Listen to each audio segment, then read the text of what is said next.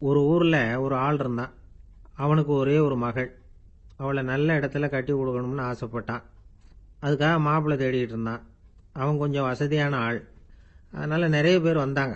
இருந்தாலும் ஒரு நல்ல குணமுள்ள மாப்பிள்ளையாக இருக்கணும் அவன் எதிர்பார்த்தான். அப்படி இருக்கணும்னு தொடர்ந்து முயற்சி பண்ணான். கடைசியாக ஒரு 3 பேர் கிடைச்சாங்க.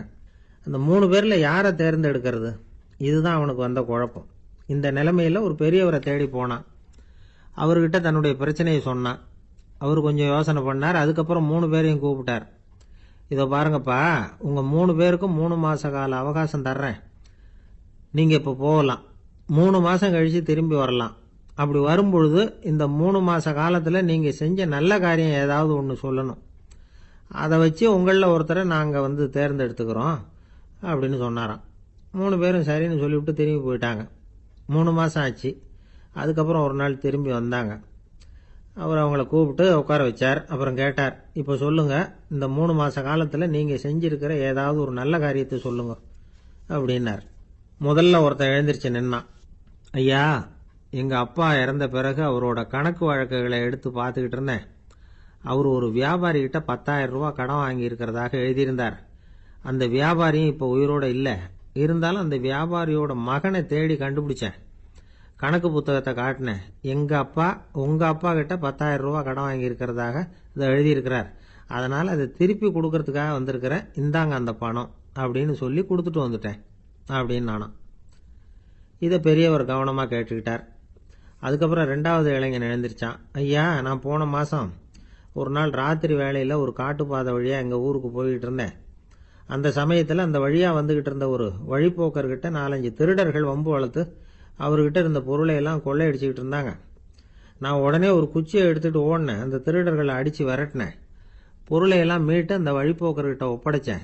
அவரை பத்திரமா அழைச்சிட்டு போய் அவர் வீட்டில் விட்டுட்டு வந்தேன் அப்படின்னு நானும். இதையும் பெரியவர் கவனமாக கேட்டுக்கிட்டார். அடுத்தபடியாக 3வது இளைஞன் எழுந்திரிச்சான். ஐயா, போன மாதம் ஒரு நாள் நான் ஒரு மலைப்பாதை வழியாக போய்கிட்டு இருந்தேன். மலைப்பாதை விளிம்பில் ஒரு மதகு கட்டை, அது மேலே ஒரு ஆள் படுத்து தூங்கிட்டு இருந்தான். அந்த பக்கம் தவறி உருண்டு விழுந்திருந்தான்னா அதில் பாதாளம். அது மலையடி வாரத்தில் போய் தான் விழணும். அவ்வளவு பள்ளம். அது தெரியாமல் அவன் பாட்டுக்கு தூங்கிட்டு இருந்தான். நான் உடனே அவன்கிட்ட ஓடி போய் குனிஞ்சு அவன் முகத்தை பார்த்தேன். அப்போ தான் புரிஞ்சுது, அவன் ஏற்கனவே எனக்கு தெரியும். அவனை எனக்கு நிறைய கெடுதல் பண்ணியிருக்கிறான், இடைஞ்சல் கொடுத்தவன். இருந்தாலும் ஐயோ பாவம்னு நினச்சி அவனை எழுப்பி பாதுகாப்பாக வேற ஒரு இடத்துல படுக்க வச்சுட்டு வந்தேன் அப்படின்னு நானும். பெரியவர் இதையும் கேட்டுக்கிட்டார். அதுக்கப்புறம் அவங்க 3 பேரையும் பார்த்து, நீங்கள் போகலாம், நாங்கள் யோசித்து முடிவு பண்ணி உங்களுக்கு சொல்லி அனுப்புகிறோம் அப்படின்னாராம். அந்த இளைஞர்கள் புறப்பட்டு போயிட்டாங்க. அதுக்கப்புறம் அந்த பெண்ணோட அப்பாவை பார்த்து சொன்னார், இந்த 3 பேருமே நல்ல பிள்ளைங்க தான், அதில் ஒன்றும் சந்தேகம் இல்லை. இருந்தாலும் இந்த 3 பேர் செஞ்ச செயல்களையும் ஒப்பிட்டு பார்க்க வேண்டியிருக்கு. முதல் இளைஞன் நேர்மைக்கு எடுத்துக்காட்டாக விளங்குறான். இந்த காலத்தில் இது மாதிரி இளைஞர்களை பார்க்கறது ரொம்ப கஷ்டம்தான். இருந்தாலும் அவன் கடமையை தான் செஞ்சான். 2வது இளைஞன் நல்ல வீரன், தைரியசாலி. ஒரு வீரன் எதை செய்யணுமோ அதைத்தான் இவன் செஞ்சான். இவன் ஒரு லட்சிய மனிதன். 3வது இளைஞன் தன்னுடைய பகைவனுக்கே உதவி செஞ்சிருக்கான். அவன் உயிரை காப்பாற்றியிருக்கிறான். பகைவனுக்கு அருள்வதுங்கிறது ஒரு சாதாரண மனுஷனால் செய்யக்கூடிய காரியம் இல்லை. பகையை மறக்கிறதும் பகைவனுக்கு அருள்வதும் தெய்வீக பண்புகள். அதனால் இவனையே உன்னுடைய மகளுக்கு ஏற்ற மாப்பிள்ளையா தேர்ந்தெடுக்கலாம் அப்படின்னு சொன்னாங்களாம். ஒரு நல்ல நாளில் அவங்களுக்கு திருமணம் நல்ல விதமாக நடந்து முடிஞ்சுதான். இது சுவாமி சின்மயானந்தர் சொல்லியிருக்கிற ஒரு கதை. இதிலிருந்து நாம் புரிந்து கொள்ள வேண்டிய ஒரு கருத்து, நமக்கு கெடுதல் பண்ணவங்களுக்கும் நாம் நல்லது செய்யணும். ஆனால் நடைமுறையில் அப்படி நம்மளால் செய்ய முடியறதில்ல. அதுதான் சிக்கல். நம்மால் ஒருத்தங்கிட்ட கேட்டேன், ஏண்டா உன்னுடைய பகைவன் ஒருத்தன் அது மாதிரி ஒரு மலைப்பாதை மதகு கட்டையில் படுத்திருந்தா உடனே நீ என்ன நினைப்ப அப்படின்னு கேட்டோம். இது ஒரு அருமையான சந்தர்ப்பம்னு நினைப்பேன் அப்படின்னா. எதுக்குன்னு கேட்டோம். அவனை அந்த பக்கமாக உருட்டி கீழே தள்ளுறதுக்கு அப்படின்னா. ஒரு காடு, நல்ல மரம்லாம் செழிச்சு இருந்தது. அப்படிப்பட்ட காட்டில் ஒரு சாது இருந்தார். அவர் எப்படின்னா, எப்பவும் ஒரு மரத்தடியில் உட்காந்துருப்பார். ஏன்னா அவருடைய இருப்பிடமே அதுதான். அவர் என்ன பண்ணுவார், 3 கல் வச்சுருந்தார். செங்கல் மாதிரி இருக்கும், ஆனால் அதை விட கொஞ்சம் பெருசாக இருக்கும். எதுக்கு அந்த 3 கல்லுன்னா, அதுதான் அவருடைய படுக்கை. அதாவது தூங்குறப்ப ஒரு கல்லை தலைக்கு கீழே வச்சுக்குவார், இன்னொரு கல்லை இடுப்புக்கு கீழே வச்சுக்குவார், இன்னொரு கல்லை காலுக்கு கீழே வச்சுக்குவார். உடம்ப வந்து அப்படியே ஒரு தகட்டால மூடிக்குவார். அப்படியே தூங்கி போடுவார். மழை பெய்யுதுன்னு வச்சுங்க, அவர் உடம்பு வந்து 3 கல் மேலே இருக்குதா, அதனால தண்ணி வந்து அடியில் ஓடி போடும், உடம்பு நனையாது. மேலே தகடு இருக்கிறதுனால மழையும் உடம்புல படாது. அவர் தூக்கமும் கெடாது, நிம்மதியாக தூங்குவார். பகலில் அந்த 3 கல்லையும் ஒரு சேர ஒரு அடுப்பு மாதிரி வச்சு அது மேலே உட்காந்துக்குவார். அதனால் பாம்பு பூச்சி எதுவும் அவரை வந்து தொந்தரவு பண்ணுறதில்ல. அது பாட்டுக்கு நகர்ந்து போயிடும். அவர் பாட்டுக்கு நிம்மதியாக இருப்பார். யாராவது எதையாவது கொண்டுகிட்டு வந்து கொடுத்தா அதை வாங்கி சாப்பிடுவார், அவ்வளவுதான். ஒரு நாள் அந்த நாட்டு அரசன் காட்டுக்கு வேட்டையாட வந்தான். அந்த வழியாக வந்தப்போ இந்த சாது படுத்திருக்கிறத பார்த்தான். பரிதாபப்பட்டான். ஐயோ பாவம், இவர் இப்படி இந்த கல் மேலே உடம்ப வச்சுக்கிட்டு தூங்குறாரு, என்ன பாடுபடுவார். இவரை நாம் வந்து அரண்மனைக்கு அழைச்சிட்டு போய் சுகமாக நிம்மதியாக இருக்கிறதுக்கு வழி செஞ்சு கொடுப்போம், அது ரொம்ப நல்லாயிருக்கும் அப்படின்னு நினச்சான்.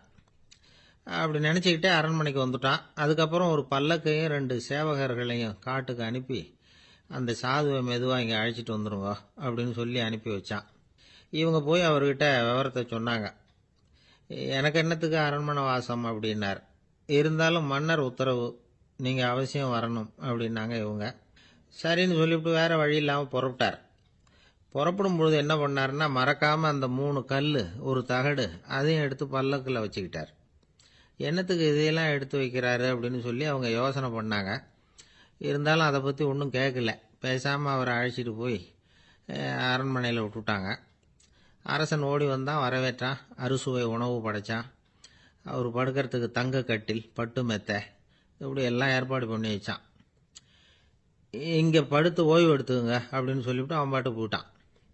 மறுநாள் காலையில் வந்து பார்க்குறான், சாது படுத்திருக்கிறார். எப்படி தெரியுமா, அந்த பட்டு மெத்தை மேலே 3 கல்லையும் வச்சு வழக்கம் போலவே அது மேலே படுத்திருக்கிறார். அதுக்கு மேலே தகடு. அரசன் பார்த்துட்டு அதிர்ச்சி ஆயிட்டான். என்ன சுவாமி இப்படி அப்படின்னா, சாது சொன்னார், எனக்கு வந்து தேவையும் இல்லை குறையும் இல்லை, எல்லா இடத்துலையும் எனக்கு ஒரே மகிழ்ச்சி தான் அப்படின்னார். மகிழ்ச்சிங்கிறது தங்க கட்டிலேயோ பட்டு மெத்தையிலேயோ இல்லை, அது வந்து மனசில் இருக்கிற ஒரு விஷயம். உண்மையான மகிழ்ச்சிக்கு வழி வந்து மனப்பக்குவம் அப்படிங்கிறது அந்த அரசனுக்கு புரிஞ்சுதான்.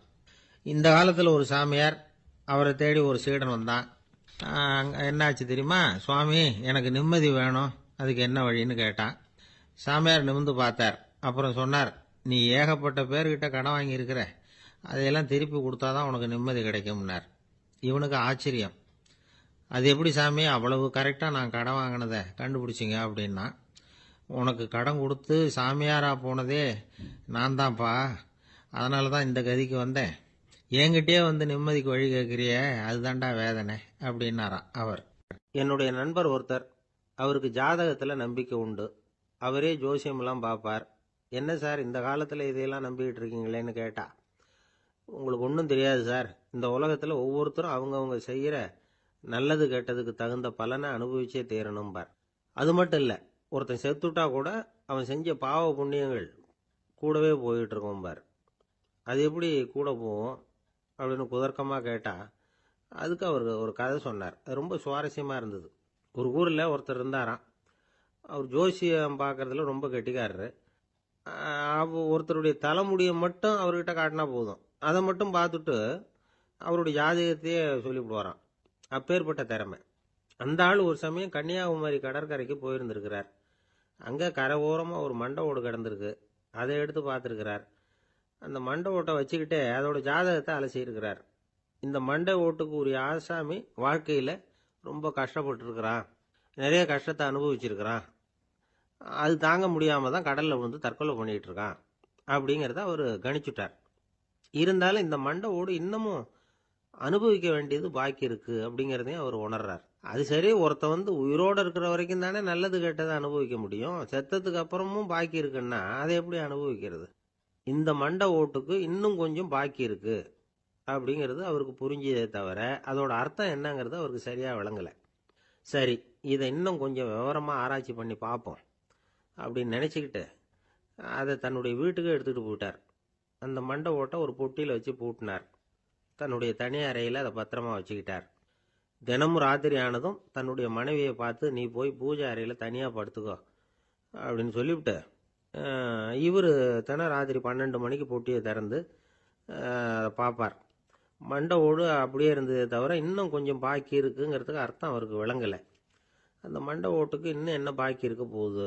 இப்படியே ஒரு 10 நாள் போச்சு. அந்த வீட்டம்மாவுக்கு சந்தேகம் வந்துட்டுது. நம்ம வீட்டுக்காரர் நம்மளை தனியாக ஏன் தூங்க சொல்கிறார் அப்படிங்கிற சந்தேகம். உடனே பக்கத்து வீட்டு அம்மா கிட்ட விஷயத்தை சொல்லியிருக்கிறாங்க. அந்த அம்மா உடனே நீ கவலைப்படாத, நான் கண்டுபிடிச்சி சொல்கிறேன்னு சொல்லிவிட்டாங்களாம். அன்னைக்கு ராத்திரியே ஜன்னல் வழியாக எட்டி பார்த்துருக்குறாங்க. இந்த ஆள் மண்டை ஓட்டை கையில் வச்சுக்கிட்டு அதை திருப்பி திருப்பி அப்படியும் இப்படியும் பார்த்துக்கிட்டு இருந்தது தெரிஞ்சுட்டுது. மறுநாள் காலையில் அவரோட மனைவியை பார்த்தாங்க. ஏம்மா, உன் வீட்டுக்காரருக்கு நீ முதல் மனைவியா 2வது மனைவியா அப்படின்னு கேட்டாங்க. எனக்கு தெரிஞ்ச வரைக்கும் நான் ஒருத்தி தான் அவருடைய மனைவின்னாங்க. அப்படி இல்லை, நீ அவருக்கு 2வது மனைவி. முதல் மனைவியின் மண்டை ஓடு தான் அவர் கையில் இருக்குப்போ, அதை தான் அவர் தினமும் ராத்திரியில் எடுத்து பார்த்துக்கிட்டு இருக்கிறாரு அப்படின்னு விட்டாங்க அந்த அடுத்த வீட்டம்மா. அப்படியா விஷயம்னு சொல்லிவிட்டு கணவன் வீட்டில் இல்லாத நேரமாக பார்த்து அந்த மண்டை ஓட்டை எடுத்து கொண்டாந்து ஒரு உரல்ல போட்டு உலக்கையால் குத்தி நொறுக்க ஆரம்பிச்சுட்டுது அந்த அம்மா. வெளியே போயிருந்த அந்த ஆள் அப்போ தான் உள்ளே நுழைஞ்சார். மண்டை ஓடு உலக்கை கிட்ட குத்து வாங்கிட்டு இருக்கு. அது அனுபவிக்க வேண்டியது இன்னும் கொஞ்சம் பாக்கி இருக்கு அப்படிங்கிறதுக்கான அர்த்தம் எனக்கு இப்போதான் புரிஞ்சுதுன்னாராம் அவர். இந்த கதையிலிருந்து நாம் இன்னொரு நீதியையும் புரிஞ்சுக்கணும். அதாவது நம்ம வீட்டை பற்றி நமக்கு தெரியாததெல்லாம் அடுத்த வீட்டுக்காரங்களுக்கு நல்லா தெரியும். ஒரு அம்மா, அவங்களுக்கு 35 வயசு இருக்கும். குடும்பத்தில் எந்த கஷ்டமும் இல்லை. இருந்தாலும் காரணம் இல்லாமல் பிள்ளைங்க பேரில் கோவப்படுறது, எரிஞ்சு விழுறது அவங்க வழக்கம். பிள்ளைங்க அழும். உடனே அவங்க மனசும் சங்கடப்படும்.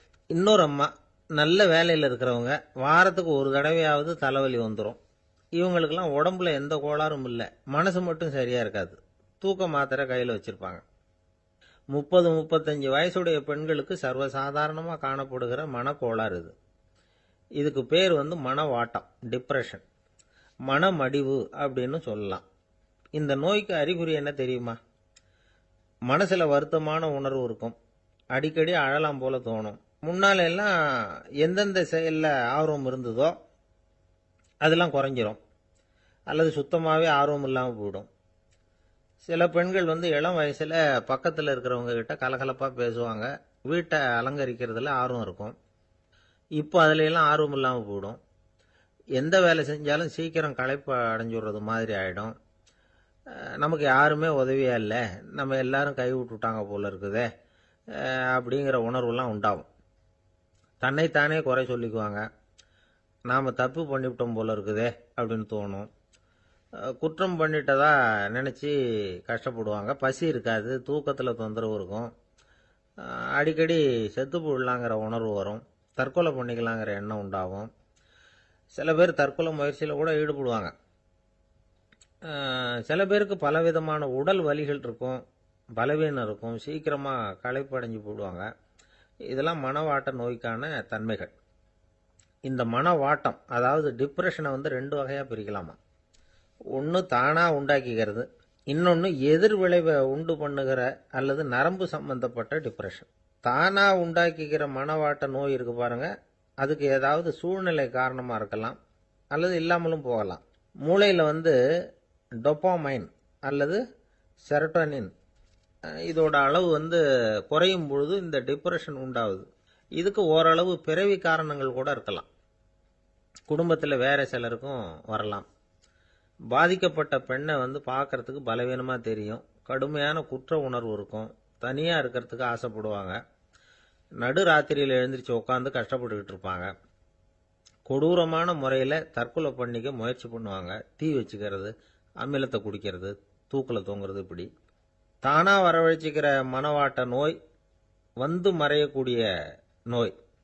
ஒரு தடவை வந்தால் 3லேருந்து 6 மாதம் வரைக்கும் நீடிக்கும். இடைப்பட்ட காலங்களில் நோயாளி இயல்பாக இருப்பார்.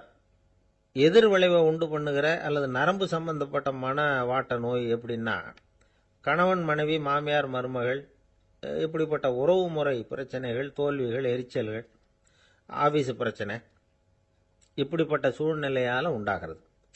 எல்லாத்துக்கும் மருந்து இருக்குது, மார்க்கம் இருக்குது, கவலைப்பட வேண்டியதில்லை, தைரியமாக இருக்கணும். உளவியல் மருத்துவம் இதுக்கு ரொம்ப உபயோகமாக இருக்கும். சில பெண்களை பாருங்கள், அவங்க எதுக்கும் அலட்டிக்கிறது இல்லை. ஒரு அம்மா அப்படிதான் தன்னுடைய கணவனை அழைச்சிக்கிட்டு ஒரு மனநோய் மருத்துவர்கிட்ட வந்தாங்க. டாக்டர், எங்கள் வீட்டுக்காரர் திடீர்னு ஒரு மாதிரி ஆயிட்டார், வித்தியாசமாக நடந்துகிறார், எப்படின்னா, இவர் தன்னையே ஒரு ஒட்டடை குச்சியா நினைச்சுக்கிட்டு இருக்கிறார். அப்படி நினைச்சுக்கிட்டு தன்னுடைய தலையாலேயே வீட்டில் உள்ள ஒட்டடையெல்லாம் தொடச்சிக்கிட்டு இருக்கிறார் அப்படின்னாங்க. எவ்வளவு நாளா அப்படி இருக்குதுன்னு கேட்டார் டாக்டர். ஒரு வாரம் அப்படி இருக்குது அப்படின்னாங்க அந்த அம்மா. அப்படின்னா முன்னாடியே ஏன் அழைச்சிட்டு வரல அப்படின்னு கேட்டார் டாக்டர். வீடு பூரா சுத்தமாகட்டுமேனு பார்த்துக்கிட்டு இருந்தேன் டாக்டர் அப்படின்னாங்களாம் அந்த அம்மா. நம்பிக்கை இல்லைன்னா இந்த உலகத்தில் நாம் நடமாடவே முடியாது. அவநம்பிக்கையோடு இருந்துக்கிட்டு இருந்தா என்னைக்கும் அவஸ்தை தான். நாம் நம்புறது நடக்குதோ இல்லையோ அது வேற விஷயம். ஆனால் எதையும் நம்பி தான் நாம் அடி வைக்க வேண்டியிருக்கு. வேற ஒன்றும் வேணாம், ஒரு லாட்ரி சீட்டு வாங்குறோம், அது எங்கே நமக்கு விழப்போகுது அப்படிங்கிற அவநம்பிக்கையோடவா வாங்குறோம்? பரிசு நமக்கு தான் அப்படிங்கிற நம்பிக்கை உள்ளூர இருக்கிறதுனால தான் அதை வாங்குறோம். இருந்தாலும் முடிவு வேற மாதிரி ஆயிடுது. அதுக்காக மனசு சோர்ந்து போறதில்ல, அடுத்த மாசமும் சீட்டு வாங்குறோம். இந்த நம்பிக்கை தான் மனித வாழ்க்கைக்கு ஆதாரம். ஒரு கடையில் போய் டீ சாப்பிட்றீங்க, அந்த டீ நல்ல டீ தானா, அதில் விஷம் கலந்துருக்குமா அப்படிங்கிற சந்தேகம் வந்துட்டுதுன்னு வச்சுங்க. அதுக்கப்புறம் அதை எப்படி நீங்கள் சாப்பிட முடியும்? நம்பி தான் சாப்பிட்ணும். ரயில் ஒழுங்காக போய் சேருங்கிற நம்பிக்கை இருக்கிறதுனால தான் அதில் ஏறி உட்காடுறோம். லெட்டர் ஒழுங்காக போய் சேருங்கிற நம்பிக்கை இருக்கிறதுனால தான் பெட்டியில் போடுறோம். சரி, நம்ம கதையெல்லாம் நம்மளோட இருக்கட்டும். மனித நம்பிக்கை எந்த அளவுக்கு உறுதியாகவும் அறிவுபூர்வமாகவும் இருக்கணுங்கிறதுக்கு அலெக்சாண்டர் வாழ்க்கையில் நடந்த ஒரு சம்பவத்தை உதாரணமாக சொல்லலாம். இந்த உலகத்தையே ஜெயிக்கணும்னு புறப்பட்டார் அலெக்சாண்டர். ஒரு கட்டத்தில் அவர் சிட்னஸ் நதி கரைக்கு சேர்ந்தார். அந்த சமயத்தில் அவருக்கு கடுமையான நோய் வந்துட்டுது. அவர் கூடவே வந்திருந்த கிரேக்க வைத்தியர்கள் என்னென்னமோ முயற்சியெல்லாம் பண்ணி பார்த்தாங்க. இருந்தாலும் அலெக்சாண்டருக்கு வந்திருக்கிறது என்ன நோய்ங்கிறத அவங்களால கண்டுபிடிக்க முடியல. ஏன்னா அந்த பகுதியில் உள்ளவங்களுக்கு மட்டுமே அதிகமாக வரக்கூடிய ஒரு வினோதமான நோயாக இருந்தது அது. ஆனால் அவர் இருக்கிற இடம் எதிரியோட இடம், பாரசீக மன்னனோட ஆளுகைக்கு உட்பட்ட இடம். என்ன பண்ணுறது அப்படின்னு எல்லாரும் யோசனை பண்ணாங்க. பாரசீக மன்னனோட அரண்மனையில் இருக்கிற வைத்தியர் வந்தால் இந்த நோயை குணப்படுத்தி விடுவார் அப்படின்னு சொன்னாங்க. இருந்தாலும் எதிரியோட நாட்டில் இருக்கிற வைத்தியரை கூப்பிட்டு எப்படி நம்பி வைத்தியம் பார்க்க சொல்கிறது அப்படின்னு சொல்லி எல்லாரும் தயங்கினாங்க. ஆனால் அலெக்சாண்டர் தயங்கலை. பரவாயில்ல, அழைச்சிட்டு வாங்கன்னு விட்டார். உடனே அவரை போய் அழைச்சிட்டு வந்துட்டாங்க. அவர் வந்தார். அலெக்சாண்டர் உடம்பை பரிசோதனை பண்ணி பார்த்தார். சரி, இதை குணப்படுத்தி விடலாம், பயப்பட வேண்டியதில்லை. ஆனால் இதுக்கு ஒரு மூலிகை ரசம் தயார் பண்ணி கொடுக்கணும். நான் போய் அதை தயார் பண்ணிட்டு 2 நாளில் திரும்பி வந்துடுறேன் அப்படின்னு சொல்லிவிட்டு போனார் அந்த வைத்தியர். அதே மாதிரி 2 நாளில் திரும்பி வந்தார் மூலிகை ரசத்தோட. இதுக்கு இடையில அலெக்சாண்டரோட தளபதிகளில் ஒருத்தர் ரகசியமாக ஒரு எச்சரிக்கை கடிதம் கொடுத்து அனுப்பியிருக்கிறான். அதை வாங்கி என்ன விஷயம்னு பார்த்தார். இப்போ உங்ககிட்ட வந்திருக்கிற எதிரி நாட்டு வைத்தியரை நம்பாதீங்க, அவன் கொண்டுகிட்டு வந்திருக்கிற மூலிகை ரசத்தில் விஷம் கலந்துருக்குது அப்படின்னு அதில் எழுதியிருக்கு. அதை பார்த்தார் அலெக்சாண்டர். இருந்தாலும் கொஞ்சம் கூட அலட்டிக்கல. வைத்தியர் கொடுத்த மருந்தை வாங்கி கடகடன்னு குடிச்சுட்டு அதுக்கப்புறம் அந்த கடிதத்தில் இருந்த விஷயத்தை அந்த வைத்தியர்கிட்ட சொன்னார். வைத்தியர் தகைச்சு போயிட்டார். தன் மேலே அலெக்சாண்டர் வச்சிருக்கிற நம்பிக்கையை பார்த்து அவருக்கு ரொம்ப வியப்பு. வைத்தியர் உண்மையிலேயே நல்ல மருந்து தான் கொண்டுட்டு கொடுத்துருக்கிறார், அதில் விஷம்லாம் எதுவும் கலக்கலை. அதுக்கப்புறம் அலெக்சாண்டர் அந்த வைத்தியரை பார்த்து சொன்னாராம், நம்பிக்கைங்கிற அச்சாணியை ஆதாரமாக வச்சுக்கிட்டு தான் இந்த உலகம் சுற்றிக்கிட்டு இருக்குது.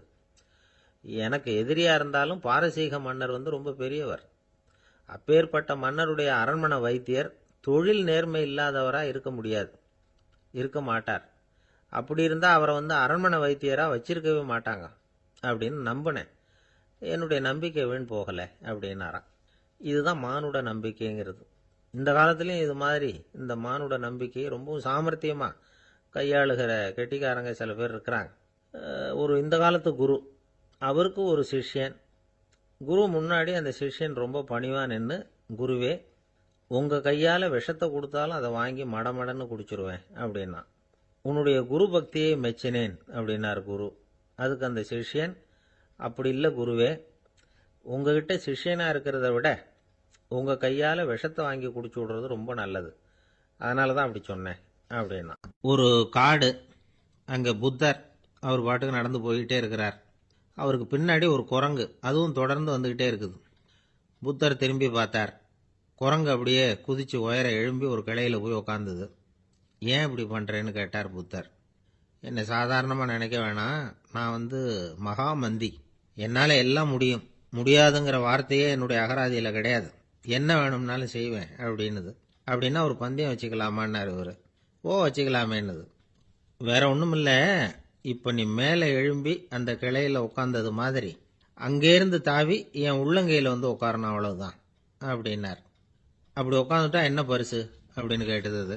சொர்க்கத்தில் இருக்கிற மாமன்னன் மரகத சக்கரவர்த்தியை என்னோட வந்து இருக்கும்படியாக கூப்பிட்டுக்கிறேன்.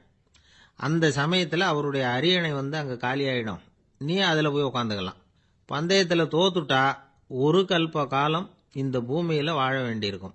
அதுக்கு பிறகுதான் என்கிட்ட வர முடியும். என்ன சொல்ற அப்படின்னார். குரங்குக்கு தாவறது ஒரு பெரிய காரியமா?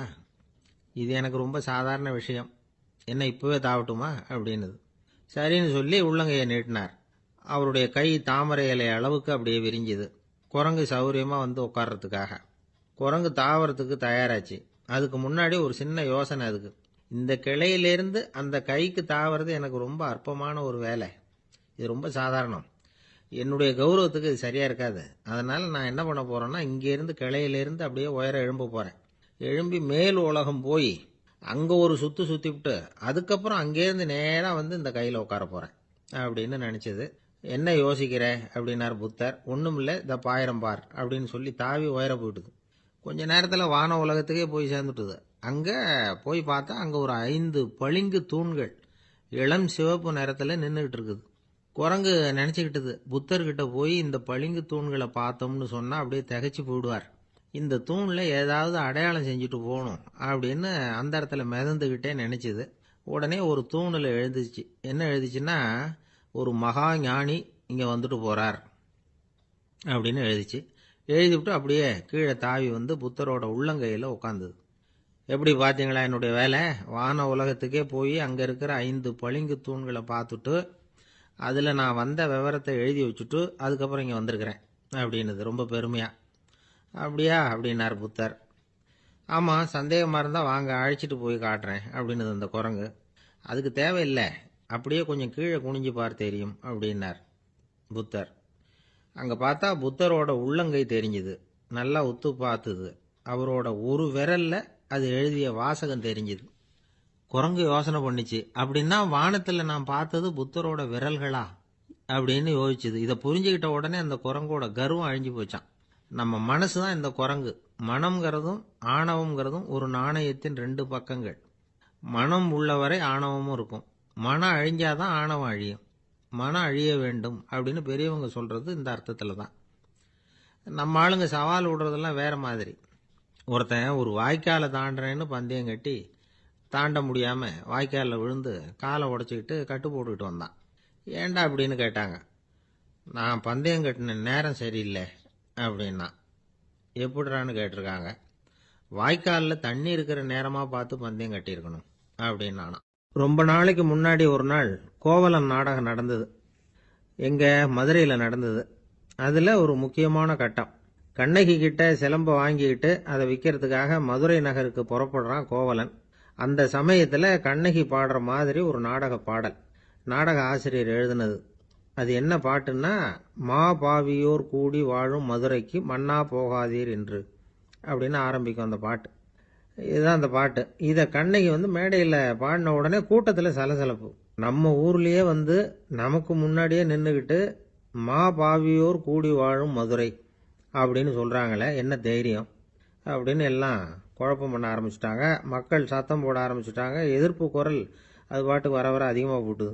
கொண்டுகிட்டு வா அந்த நாடக ஆசிரியரை, எழுதுனது யார் அப்படின்னு ஒரே சத்தம், கூச்சல். வேற வழி இல்லை. மெதுவாக மேடைக்கு வந்தார் அந்த நாடக ஆசிரியர். 4 பக்கத்திலிருந்தும் கேள்வி கணைகள். மக்களை பார்த்து கொஞ்சம் அமைதியாக இருங்கோ அப்படின்னு சொல்லிவிட்டு தன்னுடைய விளக்கத்தை சொல்ல ஆரம்பித்தார் அந்த நாடக ஆசிரியர். மா அப்படின்னு சொன்னால் திருமகளாகிய லட்சுமி அப்படின்னு அர்த்தம். பா அப்படின்னா கலைமகளாகிய சரஸ்வதி. வி அப்படின்னா மலைமகளாகிய பார்வதி. மா பாவியோர் அப்படின்னா திருமகளும் கலைமகளும் மலைமகளும், இவங்க மூவரும் அப்படின்னு அர்த்தம். இந்த 3 பேரும் வாழ்கின்ற மதுரை புனிதம் நிறைந்தது, சகல செல்வங்களும் நிறைஞ்சது.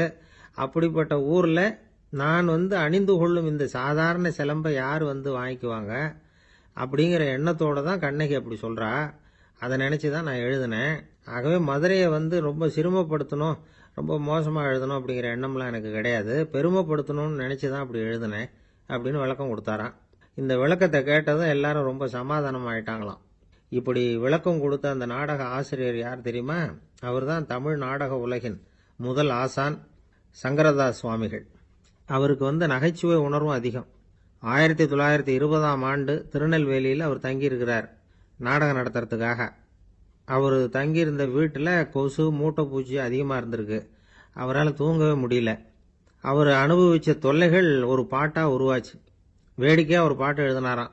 மூட்டையும் கொசுவும் ஒரு வீட்டிலே மீட்டிங் போட்டால் முன்னே நிற்க யாரால் முடியும்? கொசு மோகன ராகம் போல சத்தம் போட்டு முன்னே நின்று செய்திடும் யுத்தம். இதை மறுநாள் நாடகத்தில் கோமாளி வேஷம் போட்ட ஒரு சிறுவனை விட்டு பாட வச்சிருக்காரு. எல்லாரும் சிரிச்சு ரசிச்சாங்களாம்.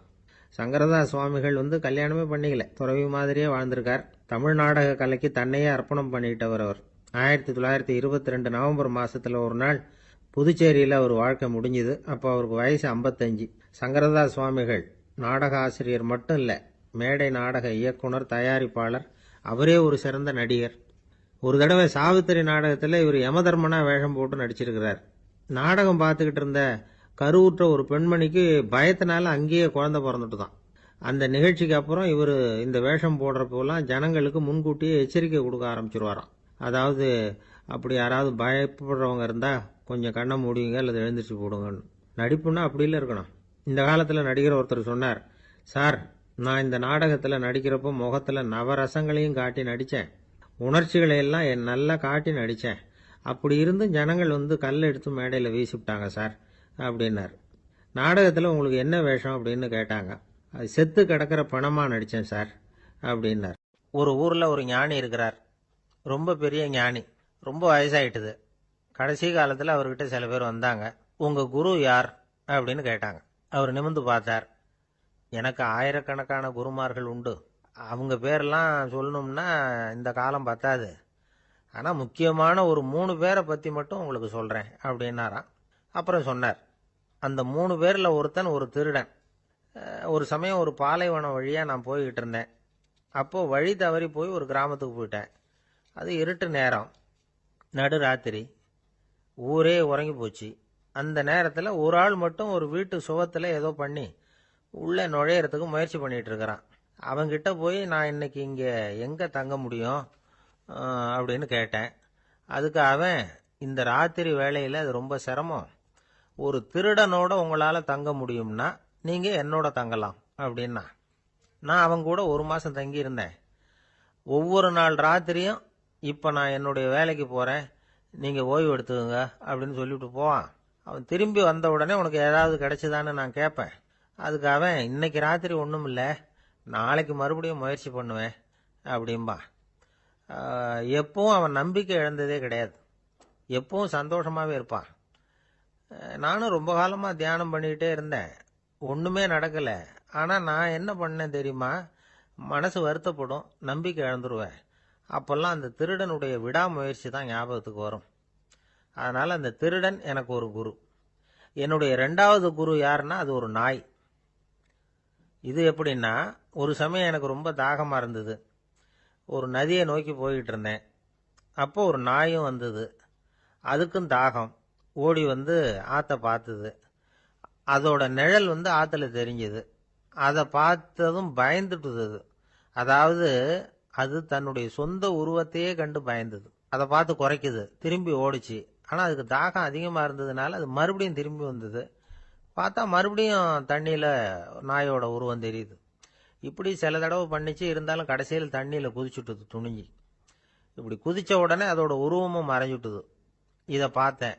நான் என்ன புரிஞ்சுக்கிட்டேன்னா, எவ்வளவுதான் பயம் இருந்தால் கூட ஒருத்தன் தைரியமாக காரியத்தில் இறங்கணும் அப்படிங்கிறத புரிஞ்சுக்கிட்டேன். இந்த போதனை அந்த நாய்கிட்ட இருந்து எனக்கு கிடைச்சிது. இது ஒன்று. அடுத்தது என்னுடைய 3வது குரு யாருன்னா அது ஒரு சின்ன குழந்தை. நான் ஒரு சமயம் ஒரு நகரத்துக்கு போனேன். அங்கே ஒரு குழந்தை எரிகிற மெழுகுவத்தி ஒன்று எடுத்துக்கிட்டு வந்தது. நான் அந்த குழந்தைய பார்த்து வேடிக்கையாக கேட்டேன், ஏன் பாப்பா இந்த மெழுகுவத்தியை நீயாவே கொளுத்துனியா அப்படின்னு கேட்டேன். ஆமான்னுது அந்த குழந்தை.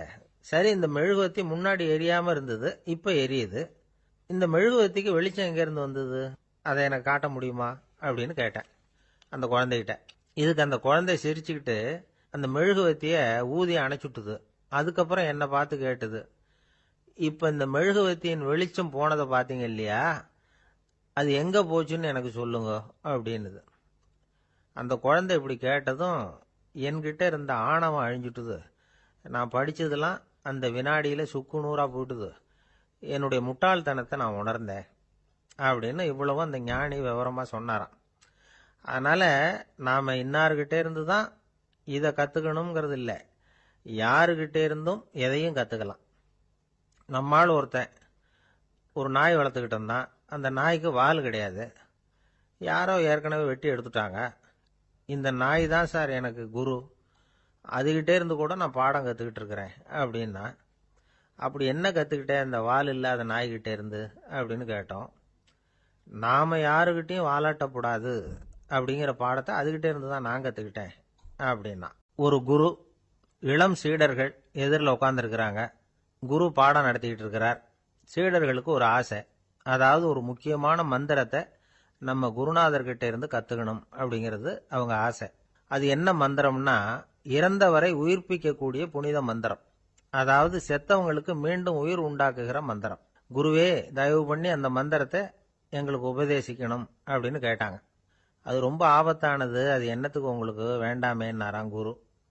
எங்களுடைய நம்பிக்கை உறுதிப்படுறதுக்காகத்தான் கேட்குறோம், வேற ஒன்றும் இல்லை அப்படின்னாங்களாம் சீடர்கள்.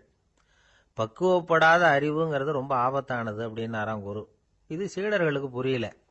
அது எப்படிங்க பக்குவப்படாத அறிவு ஆபத்தானதுன்னு சொல்றீங்க, அப்படின்னா என்ன அப்படின்னு கேட்டிருக்காங்க சீடர்கள். குரு அதுக்கு விளக்கம் கொடுத்தாராம். அந்த மந்திரத்தை எப்போ பயன்படுத்தணுங்கிறது முக்கியம். அதை அறியக்கூடிய ஞானம் ஏற்படுகிற வரைக்கும் அதை தெரிஞ்சுக்காம இருக்கிறது தான் நல்லது, இல்லைன்னா ஆபத்துன்னாராம். ஆனா அந்த சீடர்கள் அதை கேட்குற மாதிரி இல்லை, ரொம்ப பிடிவாதம் பண்ண ஆரம்பிச்சுட்டாங்க. சரி வாங்க சொல்றேன்னார் குரு. எல்லாரும் வந்தாங்க. அந்த புனித மந்திரத்தை அவங்களுக்கு ரகசியமா உபதேசம் பண்ணார். உபதேசம் பண்ணிவிட்டு அவங்களுக்கு எச்சரிக்கையும் கொடுத்தார். இந்த மந்திரத்தை நல்லா ஆராய்ச்சி பார்த்ததுக்கு அப்புறம் தான் உச்சரிக்கணும், அவசரப்பட்டு எதுவும் செஞ்சிடக்கூடாது அப்படின்னு ஒரு தடவைக்கு பல தடவை எச்சரிக்கை கொடுத்தார். சரின்னு சொல்லிவிட்டு அவங்கெல்லாம் மந்திரத்தை கற்றுக்கிட்டு எழுந்திரிச்சு போயிட்டாங்க. ஒரு நாள் அந்த சீடர்கள் எல்லாம் மணற்பாங்கான இடத்துல அப்படியே நடந்து போயிட்டு இருக்கிறாங்க. ஒரு பாலைவன பகுதி மாதிரி ஒரு இடம். அங்க ஒரு இடத்துல எலும்புகள் குவியலா கிடந்தது. உடனே இந்த சீடர்கள் முன்ன பின்ன யோசிக்காம, தியானமும் பண்ணாம, அந்த மந்திரத்தோட பயனை சோதிச்சு பார்க்கணும் அப்படின்னு நினைச்சுக்கிட்டு அந்த மந்திரத்தை உச்சரிக்க ஆரம்பிச்சிட்டாங்க. அவ்வளவுதான். உடனே என்னாச்சு தெரியுமா, அந்த எலும்புகள் எல்லாம் ஓநாய்களா மாறி அவங்கள துரத்த ஆரம்பிச்சுட்டுது. சீடர்கள் எல்லாம் தலைதெறிக்க ஓட ஆரம்பிச்சுட்டாங்க. ஓநாய்களும் விடல, அவங்கள துரத்தி பிடிச்சி கடிச்சு கொதற ஆரம்பிச்சுட்டுது. அப்பதான் அந்த சீடர்களுக்கு குரு சொன்ன அறிவுரையோட அர்த்தம் புரிஞ்சுது. பக்குவப்படாத அறிவு ஆபத்தானது அப்படிங்கிறது. அதனால இதுல இருந்து நாம தெரிஞ்சுக்க வேண்டியது என்னன்னா, நாம நம்ம அறிவை வளர்த்துக்கிட்டா மட்டும் போதாது, அந்த அறிவை எப்போ எப்படி பயன்படுத்தணும் அப்படிங்கிற பக்குவமும் நமக்கு வரணும். அப்பதான் வாழ்க்கை நல்லபடியா அமையும், இல்லைன்னா இடைஞ்சல் தான். இந்த காலத்துல சில சின்ன பிள்ளைங்களுக்கே அறிவு ரொம்ப பக்குவப்பட்டிருக்குங்கிறத உணர முடியுது. ஒரு சின்ன பையன் பள்ளிக்கூடத்தில் மார்க் லிஸ்ட் கொடுத்தாங்க, வாங்கிக்கிட்டு அவசரமா வீட்டுக்கு ஓடினான். எதிரில் வந்த ஒருத்தர் கேட்டார், என்ன அவசரம், ஏன் இப்படி வேகமா ஓடுறேன்னார். எங்க அம்மா கிட்ட அடி வாங்கணும், அதுக்காக தான் ஓடுறேன்னா. அடி வாங்கறதுக்கா இவ்வளவு அவசரம்னார் அவரு. அப்படி இல்லைங்க, நான் போறதுக்குள்ள எங்க அப்பா வீட்டுக்கு வந்துட்டாருன்னா அவர்கிட்ட அடி வாங்க வேண்டியிருக்கும், அதை அவாய்ட் பண்றதுக்காக இப்படி ஓடுறேன் அப்படின்னு அந்த பையன். ஒருத்தர் ரொம்ப கவலையோட உட்காந்துருந்தார். எதை பத்தி சார் கவலைப்படுறீங்கன்னு கேட்டோம். எதிர்காலத்தை பத்தி கவலைப்படுறேன்னார். ஏன்னு கேட்டோம். என்ன பண்றதுன்னே தெரியல சார், எதிர்காலம் ஒரே இருட்டா இருக்கு, பாதையே புரியலன்னார்.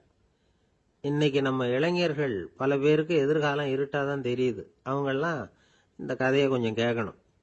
ஒரு மலை அடிவாரத்தில் ஒரு சின்ன கிராமம். அந்த மலை ரொம்ப உயரமானது. அடர்த்தியா செடி கொடிகள் மரங்கள் அதில் மண்டி கிடக்குது. பகல் வேளையில் இருட்டாக தான் இருக்கும், அவ்வளவு அடர்த்தி. அந்த மலை உச்சியில் ஒரு கோவில். முத நாள் ராத்திரியே புறப்பட்டாதான் காலையில் அந்த கோயிலுக்கு போய் சேர முடியும். கிராமத்து இளைஞன் ஒருத்தன் அந்த மலை உச்சிக்கு போக வேண்டியிருந்தது. கையில் ஒரு விளக்கை எடுத்துக்கிட்டு முத நாள் ராத்திரியே புறப்பட்டான்.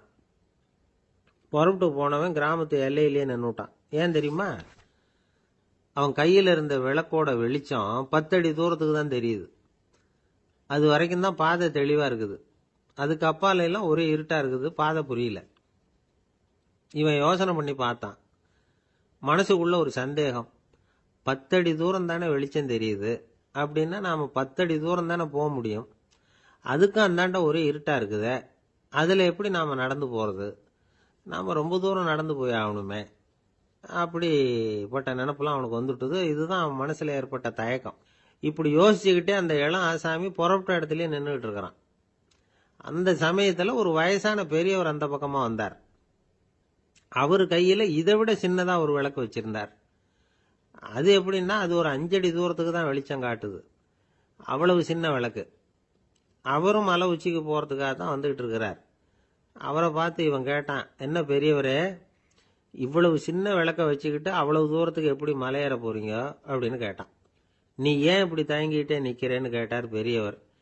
என்கிட்ட இருக்கிற விளக்கு 10 அடி தூரத்துக்கு தான் பாதையை காட்டுதுன்னா. இப்போ பெரியவர் சொன்னார், தம்பி, உன் கையில் இருக்கிற விளக்கு கொடுக்குற வெளிச்சத்தை வச்சு நீ முதல்ல 10 அடி தூரம் முன்னாடி போ. 10வது அடியில் போய் நின்றுக்கிட்டு பாரு, மறுபடியும் ஒரு 10 அடி தூரத்துக்கு பாதை தெரியும். இப்படி உன் கையில் இருக்கிற விளக்கு தொடர்ந்து வெளிச்சம் காட்டிக்கிட்டே இருக்கும். நீ முன்னேற முன்னேற அந்த வெளிச்சமும் முன்னேறும். அதனால எத்தனை கிலோமீட்டர் தூரம் வேணும்னாலும் நீ இந்த 10 அடி தூரம் வெளிச்சத்தை வச்சுக்கிட்டே நீ போயிடலாம், புறப்படு அப்படின்னார். இப்போதான் அந்த பெரியவர் சொன்னது இளைஞனுக்கு பளிச்சுன்னு புரிஞ்சுதான். உடனே உற்சாகமாக புறப்பட்டான், உச்சிக்கு போய் சேர்ந்தான். இந்த கதையிலேருந்து நாம் புரிஞ்சிக்க வேண்டியது என்ன தெரியுமா? நீண்ட கால திட்டம் ஒன்று போடும் பொழுது நமக்கு முன்னாடி இருக்கிறத மறந்துட்டு மனசை போட்டு குழப்பிக்க கூடாது. உங்கள் கையில் என்ன இருக்கோ அதுலேயே உங்கள் எதிர்காலம் மறைஞ்சிருக்குது. கண் முன்னாடி தெரியறத வச்சு ஆரம்பிங்க, போக போக வழி தானா புலப்படும் அப்படிங்கிறார் ஒரு பெரியவர். பெரிய பயணங்களையெல்லாம் இப்படி தான் நடத்த வேண்டியிருக்கும். ஒவ்வொரு அடியாக எடுத்து வச்சா ஓடி போய் சேர்ந்து விடலாம். மலைச்சு போய் நின்றுட்டா நின்றுக்கிட்டே இருக்க வேண்டியது தான். நம்ம ஆள்லாம் ரொம்ப மோசமாக இருக்கிறாங்க. ஒருத்தன் அப்படி தான் நீண்ட தூர பிரயாணம் ஒன்று புறப்பட்டான். ரயில் போய்கிட்டே இருந்தது. கொஞ்சம் தூரம் போச்சு, பாதி வழியில் கையில் வச்சுருந்த டிக்கெட்டை காற்றுல விட்டுட்டான். ஐயோ, என் டிக்கெட்டு போயிட்டுதே அப்படின்னு கத்த ஆரம்பிச்சுட்டான். பக்கத்தில் இருந்த பெரியவர் அவனை பார்த்து பரிதாபப்பட்டு, கவலைப்படாத தம்பி, போனா போகுது, வேற டிக்கெட் வாங்கிக்கலாம் அப்படின்னு ஆறுதல் சொன்னார். அதுக்கு அவன் சொல்கிறான், சார், நான் அதுக்காக அழலை, அந்த டிக்கெட்டு கிடைச்சா தானே நான் எந்த ஊருக்கு போகணுங்கிறது எனக்கு தெரியும் அப்படிங்கிறான். ஒரே ஒரு ஊரில் ஒரு பாதிரியார் இருந்தார். ரொம்ப நாள் சந்தோஷமாக வாழ்ந்தார். ஒரு நாள் அவர் மடத்து சமையல் அறையில் பாத்திரங்களை கழுவி துலக்கி சுத்தப்படுத்திக்கிட்டு இருந்தார். அந்த சமயத்தில் ஒரு தேவதூதன் அவர் முன்னாடி வந்து நின்னான். இவர் நிமிர்ந்து பார்த்தார். ஆண்டவர் என்னை உங்ககிட்ட அனுப்பியிருக்கிறார், பரலோகத்தில் வாசம் செய்யறதுக்கு உங்களுக்கு நேரம் வந்துட்டுது அப்படின்னு நான் அந்த ஆள். ஆண்டவருக்கு என்னோட ஞாபகம் வந்ததுக்கு நன்றி. ஆனாலும் இப்போ இங்கே நீயே பாரு, எவ்வளவு பாண்டங்கள் பாக்கி இருக்கு, இவ்வளவையும் நான் சுத்தப்படுத்த வேண்டியிருக்கு. நான் நன்றி கெட்டவனாக இருக்க விரும்பலை. இந்த பணியை முடிக்கிற வரைக்கும் என்னுடைய பரலோக வாழ்வை தள்ளி வைக்க முடியுமா? நீ என்ன நினைக்கிற அப்படின்னு கேட்டார். தேவதூதன் தனக்கே உரிய விவேகத்தோட அன்போட பாதிரியாரை பார்த்தான். சரி, என்ன செய்யலாம்ங்கிறத அப்புறம் சொல்கிறேன் அப்படின்னு சொல்லிவிட்டு புறப்பட்டு போயிட்டான். ஒரு நாள் அந்த பாதிரியார் தோட்டத்தில் உள்ள களைகளை எல்லாம் ஒரு களை கொத்தியால் கொத்தி களை எடுத்துக்கிட்டு இருக்கிறார். அந்த சமயத்தில் இந்த தேவதூதன் மறுபடியும் அவர் முன்னாடி நிற்கிறான். பாதிரியார் பார்த்தார். இதை பாரு, இந்த தோட்டம் பூராவும் எவ்வளவு களை மண்டி கிடக்கு, பரலோகம் கொஞ்ச காலம் எனக்காக பொறுத்திருக்கலாம்னு நீ நினைக்கிறியா அப்படின்னு கேட்டார். தேவதூதன் சிரிச்சுக்கிட்டே மறுபடியும் மறைஞ்சிட்டான். மறுபடியும் அவர் களை எடுக்கிறது, தானிய களஞ்சியத்துக்கு வர்ணம் பூசுறது, இப்படிப்பட்ட வேலைகளில் ஈடுபட்டிருக்கார். இன்னொரு நாள் ஒரு மருத்துவமனையில் நோயாளிகளை கவனிச்சுக்கிட்டு ரொம்ப தீவிரமாக இருக்கிறார் அந்த பாதிரியார். ஒரு நோயாளியோட தாகத்துக்கு தண்ணீர் கொடுத்துட்டு நிமிர்ந்து பார்க்குறப்போ தேவதூதன் மறுபடியும் அவர் முன்னாடி நிற்கிறான். இந்த தடவை பாதிரியார் தன்னலமற்றவராக பேரன்பை காட்டக்கூடிய வகையில் தன்னுடைய 2 கைகளையும் உயர்த்தியபடி தேவதூதனின் கவனத்தை பிணியால் வாடக்கூடிய நோயாளிகளின் பக்கம் திருப்பினாராம். தேவதூதன் ஒன்றும் சொல்லலை, மறைஞ்சிட்டான். அன்னைக்கு சாயந்தரம் பாதிரியார் மடத்தில் உள்ள தன்னுடைய அறைக்கு போய் இளைப்பாறினார். யோசிச்சு பார்த்தார். தேவதூதனையும் தேவதூதனின் விருப்பத்தையும் பல நாள் தள்ளி போட்டு வந்ததையும் அவர் ரொம்ப நினச்சி பார்த்தார். திடீர்னு தான் முதுமை அடைகிறதையும் சோர்வு அடைகிறதையும் உணர்ந்தார். ஆண்டவரை நினைச்சார். ஆண்டவரே, உம்முடைய தூதனை மறுபடியும் என்கிட்ட அனுப்புனா நான் சந்திக்கிறதுக்கு ஆவலாக இருக்கேன் அப்படின்னு சொல்கிறப்பவே தேவதூதன் பக்கத்தில் நின்னான். பாதிரியார் நிமிர்ந்து பார்த்தார். நீ இப்போவே என்னை அழைச்சிக்கிட்டு போக விரும்பினா நான் பரலோகத்துக்கு வர்றதுக்கு தயாராக இருக்கேன்னார். தேவதூதன் அந்த பாதிரியாரை அன்போடவும் விவேகத்தோடவும் பார்த்து, நீங்கள் என் கூட பரலோகத்துக்கு வர்ற தயாராக இருக்கிறதா சொல்கிறீங்க, ஆனால் நீங்கள் இதுவரைக்கும் வேற எங்கே இருந்ததா நினைக்கிறீங்க அப்படின்னு நானும். அப்படின்னா இதுவரைக்கும் இருந்த இடம் தான் பரலோகம் அப்படிங்கிறத உணர்த்தியிருக்கிறான். பரலோகம்னா என்னன்னு புரிஞ்சுக்கிறதுக்கு இந்த சம்பவம் நமக்கு உதவியாக இருக்குது. தொண்டு செய்கிறத விட பெரிய செயல் வேற எதுவும் இருக்க முடியாது. அது நம்ம மனசுக்கு கொடுக்குற சுகத்தை வேற எதுவும் கொடுக்க முடியாது. நாம் தொண்டு செய்கிற இடம் தான் அந்த புண்ணிய இடம். ஆனால் இந்த காலத்துல எல்லாம் நாம் தொண்டு செய்யணும்னு நினச்சி ஏதாவது ஆரம்பித்தா கூட அதை ஒரு மாதிரியாக சுற்றி நின்று வேடிக்கை பார்க்க ஆரம்பிச்சிடுறாங்க. ஒரு பெரியவர் அப்படித்தான் ஒரு தொண்டு செஞ்சுக்கிட்டு இருந்தார். ஒரு கோவில் கட்டிக்கிட்டு இருந்தாங்க. அதில் ஒரு இடத்துல ஒரு பலகையை வச்சு ஆணி அடிக்கிற வேலையை செஞ்சுக்கிட்டு இருந்தார் அந்த பெரியவர். ஒரு சின்ன பையன் அதை ரொம்ப ஊக்கமாக அக்கறையாக கவனிச்சுக்கிட்டு இருந்தான். பெரியவர் இதை கவனித்தார். என்னப்பா பார்க்குற, உனக்கும் இது மாதிரி தொண்டு செய்யணும்னு ஆசையாக இருக்கா அப்படின்னு கேட்டார். அதுக்கு அந்த பையன் சொல்கிறான், அப்படி இல்லைங்க, நீங்கள் ஆணி அடிக்கிறப்போ கையில் சுத்தியால் அடிச்சுக்கிட்டா எப்படி துடிப்பீங்க எப்படி கத்துவீங்கன்னு தெரிஞ்சுக்கிறதுக்காக அதை பார்க்கணும்னு ஆசை, அதுக்காக தான் காத்துக்கிட்டு இருக்கேன் அப்படின்னு நானும். ஒரு தீக்குச்சி தீப்பெட்டியை பார்த்து கேட்டுதான், நாம் 2 பேரும் தானே உரசிக்கிறோம், ஆனால் நான் மட்டும் தீப்பிடிச்சி எரிஞ்சு போகிறேன், நீ அப்படியே இருக்கிறியே அப்படின்னு தான். அதுக்கு தீப்பெட்டி சொல்லியிருக்குது, உனக்கு தலையில் கணம் இருக்குது அதனால் அழிஞ்சு போகிற அப்படின்னு தான். எப்படி இருக்கு பாருங்கள் இந்த பதில். தலையில் கணம் உள்ளவங்க யாருமே சரியாக இருக்க முடியாது. எவ்வளவு பெரியவங்களாக இருந்தாலும் சரி, ரொம்ப கஷ்டம்தான் அது. கர்வம்ங்கிறது கூடவே கூடாது. இதை விளக்கறதுக்கு மகான் ஒருத்தர் ஒரு சம்பவத்தை சொல்கிறார். அர்ஜுனன் தீர்த்த யாத்திரை பண்ணானா. அப்போ தென்னிந்தியாவுக்கு வந்திருக்கிறான். ராமேஸ்வரத்துக்கு போனப்போ அங்கே இலங்கைக்கு கல்லுலாம் அடுக்கி போடப்பட்டிருந்த பாலத்தை பார்த்தானா. ஒரு சின்ன குரங்கு அதுக்கு பக்கத்தில் விளையாடிக்கிட்டு இருந்திருக்கு. அதை பார்த்துட்டு அர்ஜுனன் சிரிச்சிருக்கான். ஏன் சிரிக்கிறேன்னு கேட்டிருக்கு அந்த குரங்கு. ராமன் மிகச்சிறந்த வில் வீரன். அப்படி இருக்கிறப்போ அவன் இலங்கைக்கு அம்புகளாலேயே ஒரு பாலம் கட்டியிருக்கலாம். அதை விட்டுட்டு போயும் உன்ன மாதிரி குரங்குகளை துணையாக வச்சுக்கிட்டு இப்படி ஒரு கருங்கல் பாலத்தை கட்டியிருக்கிறானே அப்படின்னு நானா. அம்புகளால் பாலம் கட்ட முடியுமா அப்படின்னு கேட்டுதான் குரங்கு. ஏன் முடியாது, என்னால் முடியுமேன்னு இருக்கான் அர்ஜுனன். அம்பால் பாலம் கட்டலாம், இருந்தாலும் என்ன மாதிரி குரங்குகள் ஏறி நடந்தா அது தாங்குமா? அதனால தான் ராமர் கருங்கல் பாலமே கட்டினார் அப்படின்றது குரங்கு சொல்லிச்சான். அப்படியே சொல்கிற, நான் வேணும்னா இப்போ அம்புகளாலேயே ஒரு பாலத்தை கட்டுறேன், நீ அது மேலே ஏறி நடந்து பார். பாலம் விழுந்துட்டுதுன்னா நான் தீ மூட்டி அதில் குதித்து உயிர் தியாகம் பண்ணி விடுறேன் அப்படின்னு நான் ரொம்ப கோபமா. உடனே அந்த சின்ன குரங்கு பெரிய உருவம் எடுத்துட்டு தான் கையில் கதையோடு அர்ஜுனன் முன்னாடி நிற்கிறான் அனுமன். பார்த்தா, என்னுடைய தலைவர் ராமரையா இழிவாக பேசுகிற, நீ இப்போ பாலம் கட்டு, நான் என்னுடைய பலத்தை காட்டுறேன் அப்படின்னு அனுமன். அர்ஜுனன் தன்னுடைய காண்டிபத்தை எடுக்கிறான், சரமாரியா அம்புகளை விடுறான். அதெல்லாம் ஒன்னோட ஒன்று கோத்துக்கிட்டு அப்படியே பாலம் மாதிரி நிற்கிது. அர்ஜுனன் தலை நிமிர்ந்து நின்னான். அனுமன் உயர கிளம்பி அங்கேருந்து பாலத்தில் பொத்துன்னு இறங்கினான். பாலம் அப்படியே நொறுங்கி போச்சு தூள் தூளா. என்ன அர்ஜுனா, இப்போ என்ன செய்ய போற அப்படின்னு நான் ஏளனமா. அர்ஜுனன் தலையை தொங்க போட்டுக்கிட்டான்.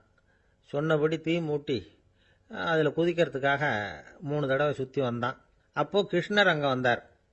என்ன அர்ஜுனா, என்ன நடக்குது, என்ன இது அப்படின்னு ஒன்றும் தெரியாத மாதிரி கேட்டார். அர்ஜுனன் வாயை திறக்கிறதுக்கு முன்னாடி அனுமன் வாயை திறந்தான், நடந்ததை சொன்னான். அர்ஜுனன் சவால் விட்டபடி உயிர் திறந்தே ஆகணும்னா அனுமன். கிருஷ்ணர் யோசனை பண்ணார். நல்லது, இந்த சவால் விட்டதுக்கும் நடந்ததுக்கும் யார் சாட்சி? பெரிய ஒருத்தரை சாட்சியாக வச்சுக்கிட்டல்லவா நீங்கள் இந்த போட்டியை நடத்தியிருக்கணும் அப்படின்னார். அதனால் என்ன, இப்போ மறுபடியும் அந்த போட்டியை நடத்திவிட்டா போச்சு, என்னால் அந்த அம்பு பாலத்தை நொறுக்க முடியாதா அப்படின்னு அனுமன். சரி, இப்போ மறுபடியும் அது நடக்கட்டும்னார் கிருஷ்ணர். அர்ஜுனன் அம்பு பாலம் அமைச்சான். அனுமன் ஏறி குதிச்சான். பாலம் அசைஞ்சு கொடுக்கவே இல்லை, அவ்வளோ உறுதியாக இருக்குது. இப்போ அனுமன் தலையை குனிஞ்சுக்கிட்டான். அர்ஜுனன் நன்றியோடு நிமிர்ந்து பார்த்தான். கிருஷ்ணருடைய தோள்கள்லேயும் முதுகள்லேயும் ரத்தம். என்ன சுவாமி, என்ன நடந்ததுன்னு நான் பதறி போய், உன் அம்பு பாலத்தை நான் தான் முட்டு கொடுத்து தாங்கிட்டு இருந்தேன். அனுமன் குதிச்சப்போ என் மேலே ஏற்பட்ட காயங்கள் இவை. பின்ன உன்னுடைய அம்பு பலத்தினாலேயா பாலம் நின்றுதுன்னு நினைக்கிற அப்படின்னாரான். முதல்ல அர்ஜுனன் அப்புறம் அனுமன் 2 பேருக்குமே கர்வ பங்கம் ஆயிட்டு தான். அதாவது அவங்க கிட்ட இருந்த கர்வம் போயிட்டுது. யாரா இருந்தாலும் கர்வம் கூடாதுங்கிறத இதிலிருந்து நாம புரிஞ்சுக்கணும். இந்த காலத்தில் நாமெல்லாம் எந்த விஷயத்துக்கெல்லாம் கர்வப்பட்டுருக்கோம் தெரியுமா? 2 பெண்கள் தங்களுடைய கணவன்மார்களை பற்றி ரொம்ப பெருமையாக பேசிக்கிட்டாங்களாம். அதில் ஒரு அம்மா சொல்லியிருக்கு, என் வீட்டுக்காரர்கிட்ட எந்த சப்ஜெக்ட் கொடுத்தாலும் சரி அந்த விஷயத்தை பற்றி அழகாக 1 மணி நேரம் பேசுவார் அப்படின்னாங்களாம். உடனே இன்னொரு அம்மா, அது என்ன பிரமாதம், என் வீட்டுக்காரருக்கு சப்ஜெக்டே தேவையில்லை, விஷயமே இல்லாமல் நாள் பூரா பேசிக்கிட்டு இருப்பார் அப்படின்னாங்களாம். அம்மாக்காரங்களுக்கு அடிக்கடி ஏற்படுற கவலை ஒன்று உண்டு. அதாவது குழந்தை சரியாக சாப்பிட மாட்டேங்குதே அப்படிங்கிற கவலை. இவங்கெல்லாம் ஒரு விஷயத்த நல்லா புரிஞ்சுக்கணும். குழந்தைகள்ங்கிறவங்க பெரியவங்க மாதிரி இல்லை. அவங்க கடிகாரத்தில் மணியை பார்த்துட்டு சாப்பிட்றதுக்கு உட்கார்ற ரகம் கிடையாது. பசிச்சா சாப்பிடுவாங்க, இல்லைன்னா விளையாடுவாங்க அல்லது தூங்குவாங்க. அது புரியாமல் அவங்கள கட்டாயப்படுத்தி அல்லது மிரட்டி சாப்பிட வைக்கிறது ரொம்ப தப்பு. ஒரு 8 மாத குழந்தைக்கு 3 மணி நேரத்துக்கு ஒரு தடவை பசிக்கும். அந்த நேரம் பார்த்து சாப்பாடு கொடுத்தா அடம் பண்ணாமல் அது பாட்டுக்கு சாப்பிட்றோம். அதே குழந்தைக்கு 1 வயசு ஆகிறப்போ 4 மணி நேரத்துக்கு ஒரு தடவை பசிக்கும். இந்த வயசில் இயற்கையாகவே பசி குறைஞ்சிருக்கும். அது புரியாமல் என் குழந்தை முன்னாடி மாதிரி இப்போ சரியாக சாப்பிட மாட்டேங்கிறான் அப்படின்னு சில பேர் டாக்டர்கிட்ட போய் சொல்லிக்கிட்டு இருப்பாங்க. இன்னொரு விஷயம், ஒரு குழந்தைக்கு வயசு அதிகமாகிற வேகத்துக்கு உடம்பு எடையும் அதிகமாகிக்கிட்டே போகாது. உடம்பு எடை அதிகமாகிற வேகம் குறைஞ்சிக்கிட்டே வரும். 6 மாத குழந்தைக்கு ஒரு வாரத்தில் 150 கிராம் எடை கூடும். ஒரு வயசில் வாரத்துக்கு 71 கிராம் எடை கூடும். இது புரியாமல் அதிகமாக சாப்பாட்டை கொடுத்து குழந்தைய கஷ்டப்படுத்தக்கூடாது. ஏன்னா அளவுக்கு மீறின உணவு அஜீரணத்தை உண்டு பண்ணிவிடும். குழந்தைக்கு ஒரு தட்டில் கொஞ்சமாக ஆகாரத்தை வச்சு கொண்டுகிட்டு போய் கொடுக்கணும். மலை மாதிரி குவிச்சு வச்சா அதை பார்த்ததுமே பசி அடங்கி போயிடும். அடித்து மிரட்டி பயமுறுத்தி குழந்தைய சாப்பிட வைக்கிற பழக்கம் இருக்குது பாருங்க, அதுக்கு ஃபுட் ஃபோர்ஸிங் அப்படின்னு பேர். இப்படி பண்ணுனா குழந்தைக்கு சாப்பாட்டில் விருப்பம் குறைஞ்சிரும், அதை கண்டாவே வெறுக்க ஆரம்பிச்சிடும். அது மாதிரி உளம் சார்ந்த பசி குறைவு, சைக்கோஜெனிக் அனோரெக்சியா, அது ஏற்படுமா. சாப்பாடுங்கிறதே ஒரு தண்டனை மாதிரி தோணும். குழந்தைகளுக்கு பிடிச்ச மாதிரியான ஆகாரத்தை கொடுக்கணும். சத்து அதிகம் இருக்குங்கிறதுக்காக அதுக்கு பிடிக்காத ஆகாரத்தை கொடுத்து கட்டாயப்படுத்தக்கூடாது. குழந்தைகளுக்கு 2 வயசு ஆகிறப்போ இயற்கையாகவே எதிர்மறை குணம் உண்டாகும். அதாவது அந்த எதிர்மறையாக பேசுறது. இது மாதிரி சமயங்களில் நாம் என்ன சொல்கிறோமோ அதுக்கு நேர்மாறாக நடந்துக்கும். ஏட்டிக்கு போட்டி. சாப்பிட சொன்னால் விளையாட போவோம், விளையாட சொன்னால் சாப்பாடு கேட்கும். இதை புரிஞ்சுக்கிட்டு நடந்துக்கணும். குழந்தை சொன்ன பேச்சை கேட்கலேன்னு கோவப்படக்கூடாது. குழந்தை வளர வளர பிடிவாத குணம் வர்றது சகஜம். கேட்டதை வாங்கி கொடுத்தாதான் சாப்பிடுவேன் அப்படின்னு பிடிவாதம் பண்ணும். வாங்கி கொடுத்து விடுறது தான் உத்தமம். நீங்களும் அதுகிட்ட பிடிவாதம் பண்ணிகிட்டு இருக்கக்கூடாது. ஏன்னா கேட்டது கிடைக்கலையேங்கிற ஏமாற்றம் கூட குழந்தையோட பசியை குறைச்சிரும். கேட்டது கிடைச்சுட்டா பசி அதிகமாகும். கொடுத்ததை மலமலன்னு சாப்பிட்றோம். குழந்தைகளுக்கு கண்ட கண்ட நேரத்தில் சாப்பிட்றதுக்கு எதையாவது வாங்கி கொடுத்துக்கிட்டு இருந்தா சாப்பாட்டு நேரத்தில் சாப்பிடாம அடம் பண்ண ஆரம்பிச்சிடும். பள்ளிக்கூடம் போகிற பிள்ளைங்க காலை உணவை சரியாக சாப்பிட மாட்டாங்க. அச்சம், அவசரம், பரபரப்பு இதெல்லாம் தான் காரணம். பள்ளிக்கு புறப்படுறதுக்கு ஒரு 3/4 மணி நேரத்துக்கு முன்னாடியே சாப்பாடு போட்டுருங்க, அது சரியாக போடும். படிக்கிற குழந்தைகள் உடல் சோர்வு, மனச்சோர்வு இது காரணமாக கூட சாப்பிட மறுக்கிறது உண்டு. இப்போ உதாரணமாக சாயந்தரம் விளையாடி விட்டு வீட்டுக்கு வந்ததும் சாப்பிட சொன்னால் வேணாம்பாங்க. இது உடல் சோர்வு. ரொம்ப நேரம் வீட்டு பாடங்களை செஞ்சு முடித்த கையோடு சாப்பிட சொன்னாலும் அவங்களால சரியாக சாப்பிட முடியாது. இது உளச்சோர்வு, அதாவது மனச்சோர்வு. இதை தவிர குழந்தைகளுக்கு உடல் நலக்குறைவு ஏற்பட்டால் கூட சாப்பிட மறுக்கிறது உண்டு. சில மருந்து மாத்திரைகள் கூட பசியை குறைச்சிரும். அதனால் சரியாக தெரிஞ்சுக்கிட்டு குழந்தைகளை சாப்பிட வைக்கணும். அது புரியாமல் கையில் சாப்பாட்டு தட்டை வச்சுக்கிட்டு குழந்தைகளை விரட்டிக்கிட்டு அலையக்கூடாது. ஒரு சின்ன பையன் சொன்னான், எங்கள் அம்மா சாப்பாடு போடுறது தெரிஞ்சால் நான் உடனே வீட்டை விட்டு வெளியில் ஓடி போடுவேன் அப்படின்னா. ஏன் அப்படி பண்ணுறேன்னு கேட்டோம். எங்கள் அப்பா கூட அது மாதிரி தான் சார் பண்ணுவார் அப்படிங்கிறான். அந்த காலத்தில் அண்ணாமலை ரெட்டியார்னு ஒருத்தர் இருந்தார். அவர் வெங்கனூர் அப்படிங்கிற கிராமத்தில் இருந்தார். அங்கேருந்து விருத்தாசலம் கோவிலுக்கு தவறாமல் போயிட்டு வந்துக்கிட்டு இருந்தார். இடையில வெள்ளாறு. அதில் ஒரு சமயம் வெள்ளம் வந்துட்டுது. இவரால் போக முடியல.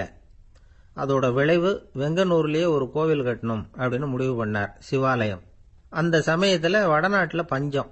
அதனால் அங்கிருந்த பல சிற்பிகள் தென்னாட்டை நோக்கி வர ஆரம்பித்தாங்க. அவங்க வெங்கனூர் வழியாக வர்றது தெரிஞ்சதும் இவர் போய் பார்த்தார். இங்கே ஒரு கோவில் கட்டணும், அதுக்கு நீங்கள் உதவணும்னார். பஞ்ச காலத்தில் இப்படி ஒரு வாய்ப்பு கிடைச்சதில் அவங்களுக்கும் ரொம்ப மகிழ்ச்சி. உற்சாகத்தோடு ஒத்துக்கிட்டாங்க. ஆலய திருப்பணி ஆரம்பமாச்சு. அவங்களுக்கு வேண்டிய எல்லா வசதிகளையும் இவர் செஞ்சு கொடுத்தார். அவங்களுக்கு எந்த குறையும் இல்லாமல் பார்த்துக்கிட்டார். அது மட்டும் இல்லை, ஒவ்வொரு நாளும் அங்கே வருவார். உங்களுக்கு என்ன வேணும் எது வேணும்னு கேட்பாரு. ஏதாவது குறை இருந்தால் சொல்லுவாங்க, உடனே தீர்த்து வைப்பார். இவரும் கேட்பார், எந்த குறையாக இருந்தாலும் என்கிட்ட சொல்லுங்க அப்படின்னு சொல்லுவார். அதை தவிர இவராகவே கவனிச்சும் அவங்களுக்கு என்னென்ன தேவைங்கிறத கண்டுபிடிச்சி அதையெல்லாம் கொடுத்துக்கிட்டு இருப்பார். என்ன தேவைன்னாலும் அதை நிறைவேற்றி வச்சுருவார். அந்த சிற்பிகளின் தலைவன் ஒருத்தன், அந்த ஆளுக்கு வெத்தலை பாக்கு போடுறது பழக்கம். இதை தெரிஞ்சுக்கிட்டு அதுக்காகவே ஒரு ஆளை ஏற்பாடு பண்ணார்.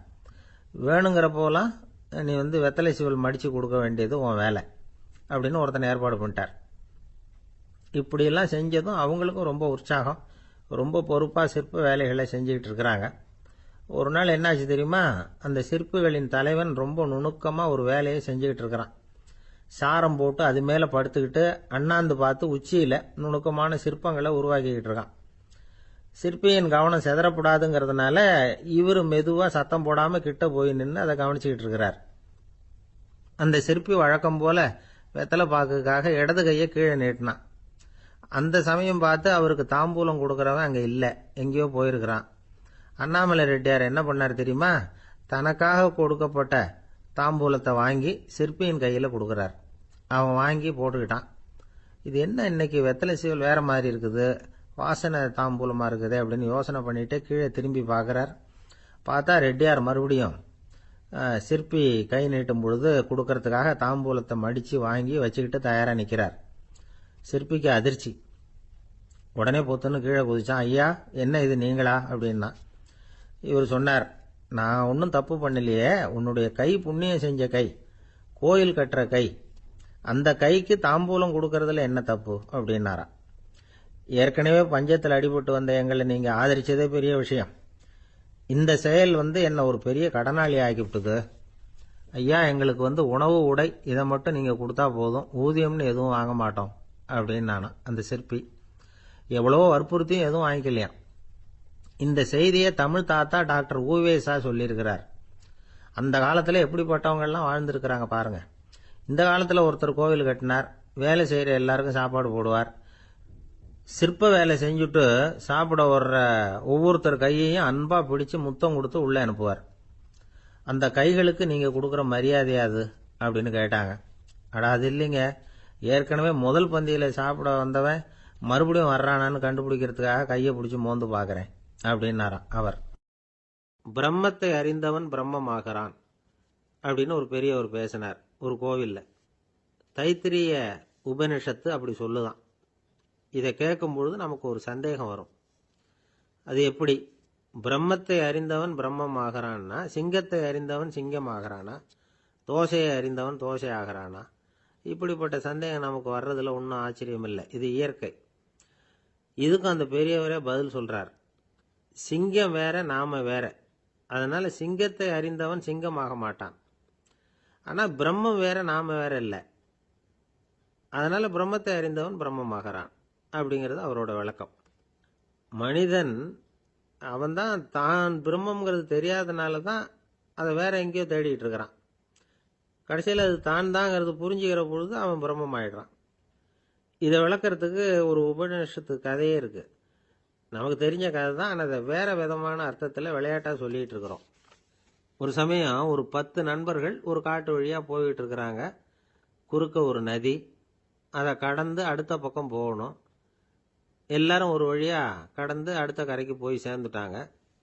அங்கே போய் சேர்ந்ததுக்கு அப்புறம் எல்லாரும் பத்திரமா சேர்ந்துட்டோமா அப்படின்னு தெரிஞ்சுக்கிறதுக்காக எண்ணி பார்க்குறான் அந்த கூட்டத்து தலைவன். அவங்க மொத்தம் 10 பேர். ஆனால் அவன் எண்ணி பார்க்குறப்போ 9 தான் வருது. ஏன்னா அவன் தன்னை விட்டுவிட்டான். எதிரில் நிற்கிறவங்கள மட்டுமே எண்றான். ஐயோ 10வது ஆள் எங்கேங்கிறான், பதறான். சரி நீ இரு, நான் எண்ணி பார்க்குறேன்னு சொல்லிவிட்டு இன்னொருத்தன் எண்றான். அவனும் தன்னை விட்டுட்டு எண்றான். 9 தான் வருது. எல்லாரும் கொய்யோ முறையோன்னு கத்த ஆரம்பிச்சிட்டாங்க. அந்த சமயத்தில் ஒரு பெரியவர் அந்த பக்கமாக வர்றார். என்ன விஷயம்னு விசாரிக்கிறார்.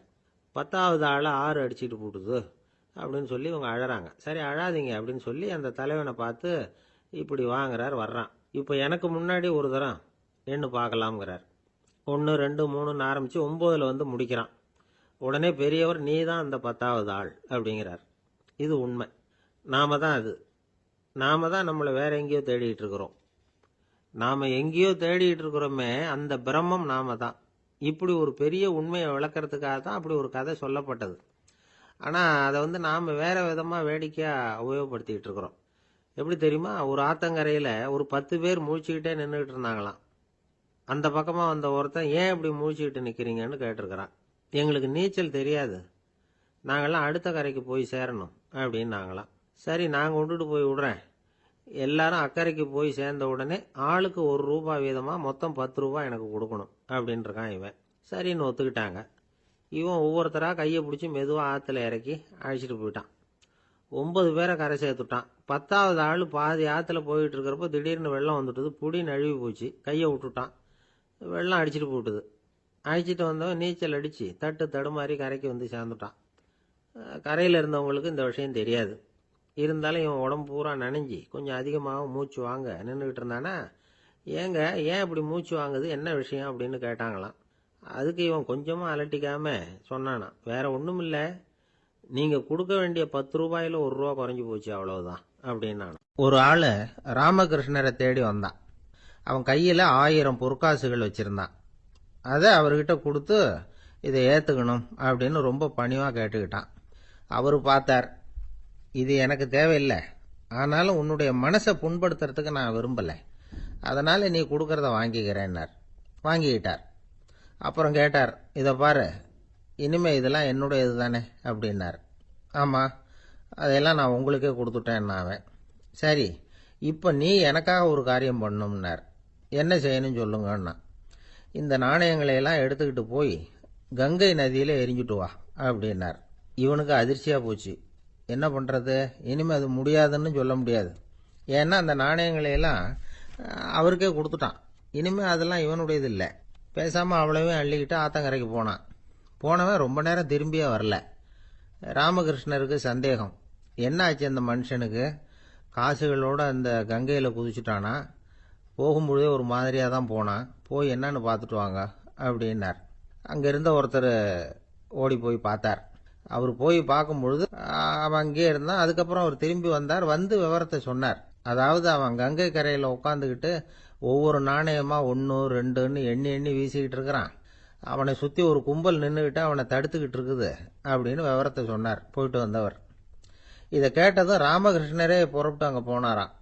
என்ன இப்படி பண்ணிகிட்டு இருக்கிற, நான் உன்னை அந்த நாணயங்களை கங்கையில் வீசி எறிய சொன்னேன், நீ ஏன் அதை எண்ணிக்கிட்டு இருக்கிற அப்படின்னார். பழக்கம்தான் காரணம், நான் ஒவ்வொரு நாளும் ஒவ்வொன்றா சேமித்து வச்சேன், இன்றைக்கி என்கிட்ட நிறைய இருக்குது, உங்களுக்கு ஒரு 1000 நாணயங்களை கொடுக்கணுங்கிறது என்னோட ஆசை அப்படின்னா. இப்போ ராமகிருஷ்ணர் சொன்னார், ஒரே நேரத்தில் எல்லாத்தையும் சம்பாதிச்சிருந்தா நீ எண்ணுறது பொருத்தமாக இருக்கும், எல்லாத்தையும் இழக்கும்போது ஒவ்வொன்றா எண்ணிக்கிட்டு இழக்கிறதுங்கிறது சரியான செயல் இல்லை, அதனால் ஒரே தடவையாக எல்லாத்தையும் தூக்கி எறிஞ்சிடும் அப்படின்னார். இது இழப்பது அப்படிங்கிற ஒரு உயர்ந்த நிலை. இதை நாம் யதார்த்த வாழ்க்கையில் சம்மந்தப்படுத்தி பார்த்து குழப்பிக்கிட்டு இருக்கக்கூடாது. இழக்கிறேன்னு சொல்லிக்கிட்டு இருக்கிற காசையெல்லாம் ஆற்றுலையும் குளத்துலையும் கொண்டு போய் எரிஞ்சுட்டு வாங்க அப்படின்னு உபதேசம் பண்ணுறதாக யாரும் நினச்சிடக்கூடாது. இதில் நாம் புரிஞ்சிக்க வேண்டியது என்னென்னா, எதையாவது ஒன்றை இன்னொருத்தருக்கு கொடுக்கணும் அப்படின்னு விருப்பப்பட்டால் அதை மனப்பூர்வமாக கொடுத்துடணும். கொடுத்துட்டு அதையே நினச்சிக்கிட்டு இருக்கக்கூடாது. நம்மால் ஒருத்தர் ஒரு ₹100 நோட்டை தன்னுடைய நண்பர் ஒருத்தர்கிட்ட கொடுத்து, இது உனக்கு தான் வச்சுக்கோ அப்படின்னார். அவர் பார்த்தார், இது இனிமேல் எனக்கு தானே சொந்தம் அப்படின்னார். ஆமான்னார் அவர். அப்படின்னா எனக்காக நீ ஒரு உதவி செய்யணும்னார். சொல்லுங்க செய்கிறேன்னார் அவர். இந்த ₹100 நோட்டை தீ வச்சு கொளுத்தி விடுன்னார். இவர் அதிர்ச்சியாகி அவரை பார்த்தார். இப்போ அவர் சொன்னார், நீ எனக்கு அன்பாக கொடுத்தது இது, இந்த நோட்டு கள்ள நோட்டுங்கிறது எனக்கு முன்னாடியே தெரியும், சீக்கிரம் கொளுத்தி விடு, அதுதான் நம்ம 2 பேருக்குமே நல்லது அப்படின்னாராம் அவர். திருப்பாவை 10ஆம் பாடல். நோற்றுச் சுவர்க்கம் புகுகின்ற அம்மனாய் மாற்றமும் தாராரோ வாசல் திறவாதார், நாற்றத்துழாய் முடி நாராயணன் நம்மால் போற்றப் பறைதரும் புண்ணியனால், பண்டொரு நாள் கூற்றத்தின் வாய் வீழ்ந்த கும்பகர்ணனும் தோற்றும் உனக்கே பெரும் துயில்தான் தந்தானோ, ஆற்ற அனந்தல் உடையாய் அருங்கலமே தேற்றமாய் வந்து திறவேலோர் எம்பாவாய். இந்த பாடலை நோன்பின் பெருமையால் கண்ணனை கையில் கனிபோல் அடைந்த ஒரு பக்திமிக்க பாவை எழுப்பப்படுகிறாள் என்றும் பார்க்கலாம். அல்லது தூக்கத்தையே நோன்பாக கருதி சோம்பிக் கிடக்கிற ஒருவளை கேலி பேசுவதாகவும் பொருள் கொள்ளலாம். இப்போது பாடலின் பொருளை முதலில் பார்ப்போம். நோன்பின் பலன் கைவரப் பெற்று அதன் விளைவாக சொர்க்கத்தையே அடைகின்ற பெண்ணே, அந்த சொர்க்கத்தினுள்ளே புகும் பெண் என்றாலும் உறக்கத்தை நோன்பாக கொண்டவளே என்று இன்னொரு பொருள். நீ வாயில் கதவைத்தான் திறக்கவில்லை, வாயை திறந்து பதில் கூடவா சொல்லக்கூடாது? மனம் நிறைந்த திருத்துழாய் துளசி மாலையை திருமுடியில் அணிந்திருக்கிற நாராயணன், நமது போற்றுதலை ஏற்று பலனை வழங்குகின்ற புண்ணியன், முன்னொரு காலத்தில் எவனுக்கு இரையாகி போன கும்பகர்ணன் உன்னுடன் தூக்கப் போட்டிக்கு வந்து தோற்று பெரிய தூக்கத்தை தன் தோல்வியின் அடையாளமாக உனக்கு வழங்கிவிட்டானா என்ன? மிகுந்த சோர்வும் சோம்பலும் ஏன் உனக்கு? இந்த குழுவுக்கே ஒப்பற்ற அணிகலன் போல விளங்குகிறளா அல்லவா நீ? படுக்கையை விட்டு தெளிவுடன் எழுந்து வந்து கதவை திற என்று வெளியில் நின்ற தோழியர் உள்ளே படுத்திருப்பவளை அழைக்கிறார்கள். இதுவே பாடலின் திரண்ட பொருள். இங்கே கேலியும் கிண்டலும் கூட ஒரு வகையான விளையாட்டாக எடுத்துக்கொள்ள ஒரு பகுதி இடம் கொடுக்கிறது. ஒரு பெண் சொல்லி இருக்கிறாள், நான் கடுமையான தவம் பண்ணி சொர்க்கம் போகப் போகிறேன் என்று இவர்கள் பேசிக்கொண்டிருக்கிற போது தோழிகளுக்கு மத்தியில் சொல்லி இருக்கிறாள். அவளை இப்போது எழுப்ப வந்திருக்கிறார்கள். ஆஹா அடியம்மா, நீ சொர்க்கம் போகிற லட்சணம் என்ன என்று எங்களுக்கு தெரியாதா? நோற்று சொர்க்கம் போகுகின்ற அம்மனாய், நீ தவம் பண்ணி சொர்க்கம் போவேன் என்று சொன்னாயே, இப்போது படுத்து கிடக்கிறாயே.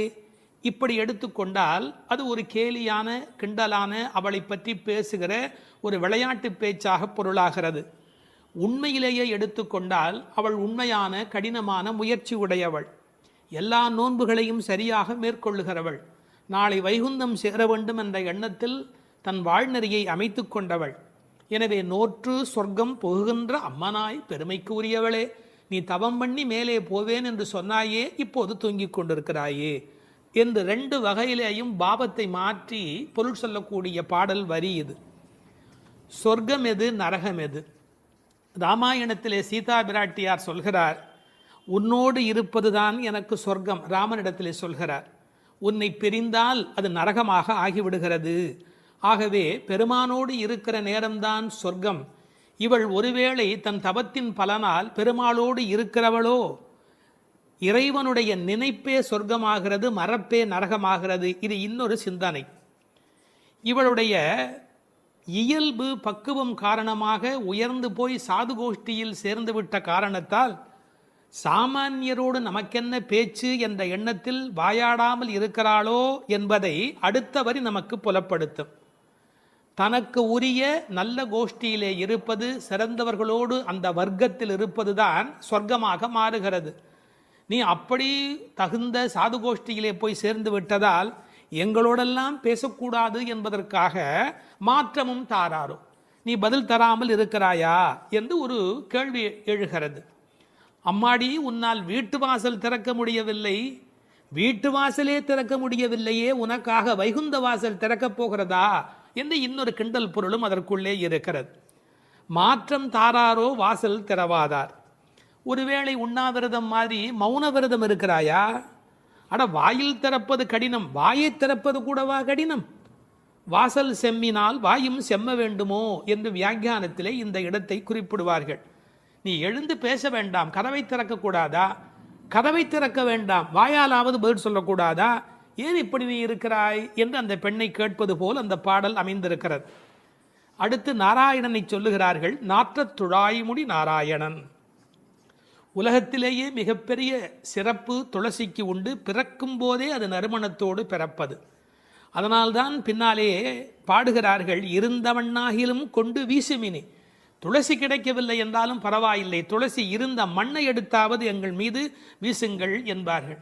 ஒரு பெருமாள் கோயிலுக்குள் போகிற போது நமக்கு கிடைக்கிற மிகப்பெரிய இன்பமே அந்த திருத்துழாய் நறுமணம். பச்சை கற்பூரம் அது இன்னொரு பக்கம், திருத்துழாய் நறுமணம்தான் கோயிலின் சிறப்பழகு. கண்ணன் திருத்துழாய் அணிந்து அங்கு வந்து சென்றால் 100 குழிக்கு தாங்கும் என்று உரை எழுதுவார்கள். அதாவது அவன் வந்து போன வாசம் அந்த இடம் முழுவதும் நிறைந்திருக்குமா. இப்போது திருத்துழாய் வாசம் வருவதாலே இந்த பெண்களுக்கு உள்ளூர ஒரு கவலை, ஒருவேளை கண்ணன் இங்கே உள்ளே வந்துவிட்டு போயிருக்கிறானோ என்கிற ஒரு சின்ன கவலையும் வெளிப்பட பேசுகிறார்கள். நாற்றத்துழாய்முடி நாராயணன். நான் துளசியை பற்றி ஒரு மருத்துவ புத்தகம் படித்து கொண்டிருந்தேன். அதில் துளசி பிராணசக்தியை கூட்டி நம்முடைய கபத்தை குறைக்கக்கூடியது. அது மட்டுமல்ல, அது 100 வகையான மேலான மருந்தாக அது பயன்பட்டு கொண்டிருக்கிறது. துளசி, கருந்துளசி, செந்துளசி, நாதுளசி என்று 4 வகையாக அது கிடைக்கிறது. பிராணசக்தியை கூட்டுகிறது என்பதற்காக அப்படியே எடுத்துக்கொள்ளுகிற போது அது முற்றிலுமாக ஒருவருடைய உடலை மாற்றி அமைக்கக்கூடியது. துறவரத்துக்கு போகிறவர்களுக்கு கூட துணை நிற்கக்கூடியது என்று ஒரு குறிப்பு எழுதி வைத்திருக்கிறார்கள். துளசியோடு ஒரு 5 மிளகு வைத்து 3 நாள் சாப்பிட்டால் 3 மாத காலம் ஒரு பெண் அப்படி சாப்பிட்டால் குழந்தை பேர் இல்லாத பெண்களுக்கு வாய்க்கும் என்று எழுதுகிறார்கள். 9 மிளகு வைத்து அரைத்து 7 நாட்கள் வெறும் வயிற்றில் சாப்பிட்டால் எந்த விஷமும் உரியும் என்று எழுதுகிறார்கள். எனவே மருந்தல்ல, மாமருந்தாக விளங்குவது திருத்துழாய். அந்த நாற்றத்துழாய் முடி நாராயணன். திருவடியில் மட்டுமல்ல, அவன் திருமுடியிலும் இருக்கிற மேன்மையும் ஏற்றமும் பெற்றது இந்த திருத்துழாய். அந்த நாராயணன் நம்மால் போற்ற பறைதரும் புண்ணியனால். இந்த நம்மால் என்பதை நம்மால் என்று பிரித்து சொல்வார்கள், நம்மால் என்று சேர்த்து சொல்வார்கள். அதாவது நாம் இப்போது பாடினால் அவன் நமக்கு பறை தருவான், நம்முடைய மால் நமக்கு பறை தருவான். நமக்கு மால் இருக்குமென்றாலும், மால் என்றால் மயக்கம். சில பேர் சுய மோகிகள், தன்னைத்தானே மோகித்து கொண்டு தன்னை பெரிதாக நினைத்து கொண்டிருப்பார்கள். அப்படிப்பட்ட குறையுடையவராக இருந்தாலும் கூட அவர்களுக்கு கருணை பாலிக்கிறவன் கடவுளாக மாறுகிறான். நம்மால் போற்ற பறை தரும் புண்ணியனால். அவன் புகழை பாடிய மாத்திரத்தில் நமக்கு பறை தருகிறான், புருஷார்த்தங்களை அருளுவதற்கு தயாராக இருக்கின்றான். அடுத்து அந்த பெண்ணை அவர்கள் கேலி பேசுகிறார்கள். அப்படிப்பட்டவனை நாங்கள் பாடுகிற போது கூட நீ தூங்கி கொண்டிருக்கிறாயே, இது என்ன நியாயம்? பண்டொரு நாள் கூற்றத்தின் வாய் வீழ்ந்த கும்பகர்ணனும். இந்த பண்டொரு நாள் என்பதற்கு நேரடியாக நீங்கள் பொழிப்புரை எழுதினால் முன்பு ஒரு நாள், அதாவது ராமாயணம் முன்னர் நடந்தது. அப்படி முன்பொரு நாள் நடந்த ராமாயண யுத்தத்தில் கும்பகர்ணன் தோற்று விழுந்தான். இது வெளிப்படையான பொருள். ஆனால் ஒரு நயம் இருக்கிறது. பண்டு ஒரு நாள், ராமாயண கதை படித்தவர்களுக்கு தெரியும், ராவணனை போன்றவர்கள் முதல் நாள் போருக்கு வருகிறார்கள், பின்னாலும் வருகிறார்கள். இந்திரஜித்தன் ஒரு நாள் வருகிறான், பிறகு இன்னொரு நாள் வருகிறான். ஆனால் கும்பகர்ணன் ஒரே ஒரு நாள் தான் போருக்கு வருகிறான், அன்றே மாண்டு போய் விடுகிறார். இந்த மிகப்பெரிய வரலாற்று குறிப்பை பண்டொரு நாள் கூற்றத்தின் வாய்வீழ்ந்த கும்பகர்ணன் என்று குறிக்கிறாள். கூற்றத்தின் வாய்வீழ்ந்த கும்பகர்ணன் என்றால் யமனுடைய வாயில் வந்து விழுந்த கும்பகர்ணன். ராமன் கொன்றான் என்று பழி சொல்ல விருப்பமில்லை. ஒருவர் தண்ணீர் குடிப்பதற்கு ஏரி வெட்டி வைக்கிறார், அதில் வந்து ஒருவர் விழுந்து விட்டால் அது ஏரி வெட்டி அவருடைய தவறா? அது மாதிரி தயரதன் பெற்ற மரகத மணித்தடம் ஸ்ரீராமன், அதில் வந்து விழுந்து இறந்தவன் கூற்றத்தின் வாய்வீழ்ந்த கும்பகர்ணன் என்று நயம்பட பேசுகிறாள். 6 மாதம் தூக்கமுடையவன் அவன் தோற்றும் உனக்கே பெருந்துயல்தான் தந்தானோ. தோற்றவர்கள், வெற்றி பெற்றவர்களுக்கு ஒரு பரிசு தர வேண்டும். அப்படி கும்பகர்ணன் தோற்றவன் இந்த தூக்கத்தை இவளுக்கு பரிசாக கொடுத்து விட்டு போயிருக்கிறான். கும்பகர்ணன் இவளோடு போட்டி போட்ட போது இவள் வெற்றி பெற்று விட்டாளாம். அந்த கேலி பேசுகிறார்கள், தோற்றும் உனக்கே பெரும் தொழில்தான் தந்தானோ. சோம்பல் எல்லா நோய்களுக்கும் மகப்பேறு மருத்துவ மறை. ஆங்கிலத்திலே என்தூசியாசம் என்று ஒரு வார்த்தை சொல்கிறார்கள். அதை பற்றி ஆழமான பொருள் சொல்லுகிறவர்கள், என்தூசியாசம் என்றால் உற்சாகம் என்று மட்டும் பொருள் அல்ல, இறைமையில் நிறைந்தவர் என்று ஒரு பொருள் கொள்ளுகிறார்கள். எனவே சோம்பல் இறைநிலைக்கு எதிரானது, உயிர்ப்பு இறைநிலைக்கு அடையாளமானது. நீ இப்படி கும்பகர்ணனை போல் தூக்கத்தில் இருக்கிறாயே, நீ அனந்த நிலையில் இருக்கிறார், அதாவது தூக்கமும் இல்லை விழிப்பும் இல்லை, அந்த நிலையில் இருக்கிறாய், ஆற்ற அனந்தல் உடையாய். ஆனால் நீ யார்? எங்களுக்கு அரும் கலை. நீ வந்தால் எங்கள் கோஷ்டிக்கே பெருமை, எங்கள் கோஷ்டியே ஒளி வீசக்கூடியது, எங்களுக்கு நல்ல அணிகலன் நீ. தேற்றமாய் வந்து திரவேலோர் எம்பாவாய். தேற்றமாய் என்றால் படுத்த நிலையிலேயே அப்படியே எழுந்து வெளியிலே வந்து விடாதே. அதுக்கு ஒரு உரை சொல்வார்கள், வால்மீகத்தில் இலக்குவனை பார்க்க தாரை வந்த மாதிரி வந்து விடாதே, நீ உன்னை அழகுபடுத்தி கொண்டு திருத்தமாக வர வேண்டும் என்ற குறிப்பை அருங்கலமே தேற்றமாய் வந்து திரவேல் என்று பாடுகிறார்கள்.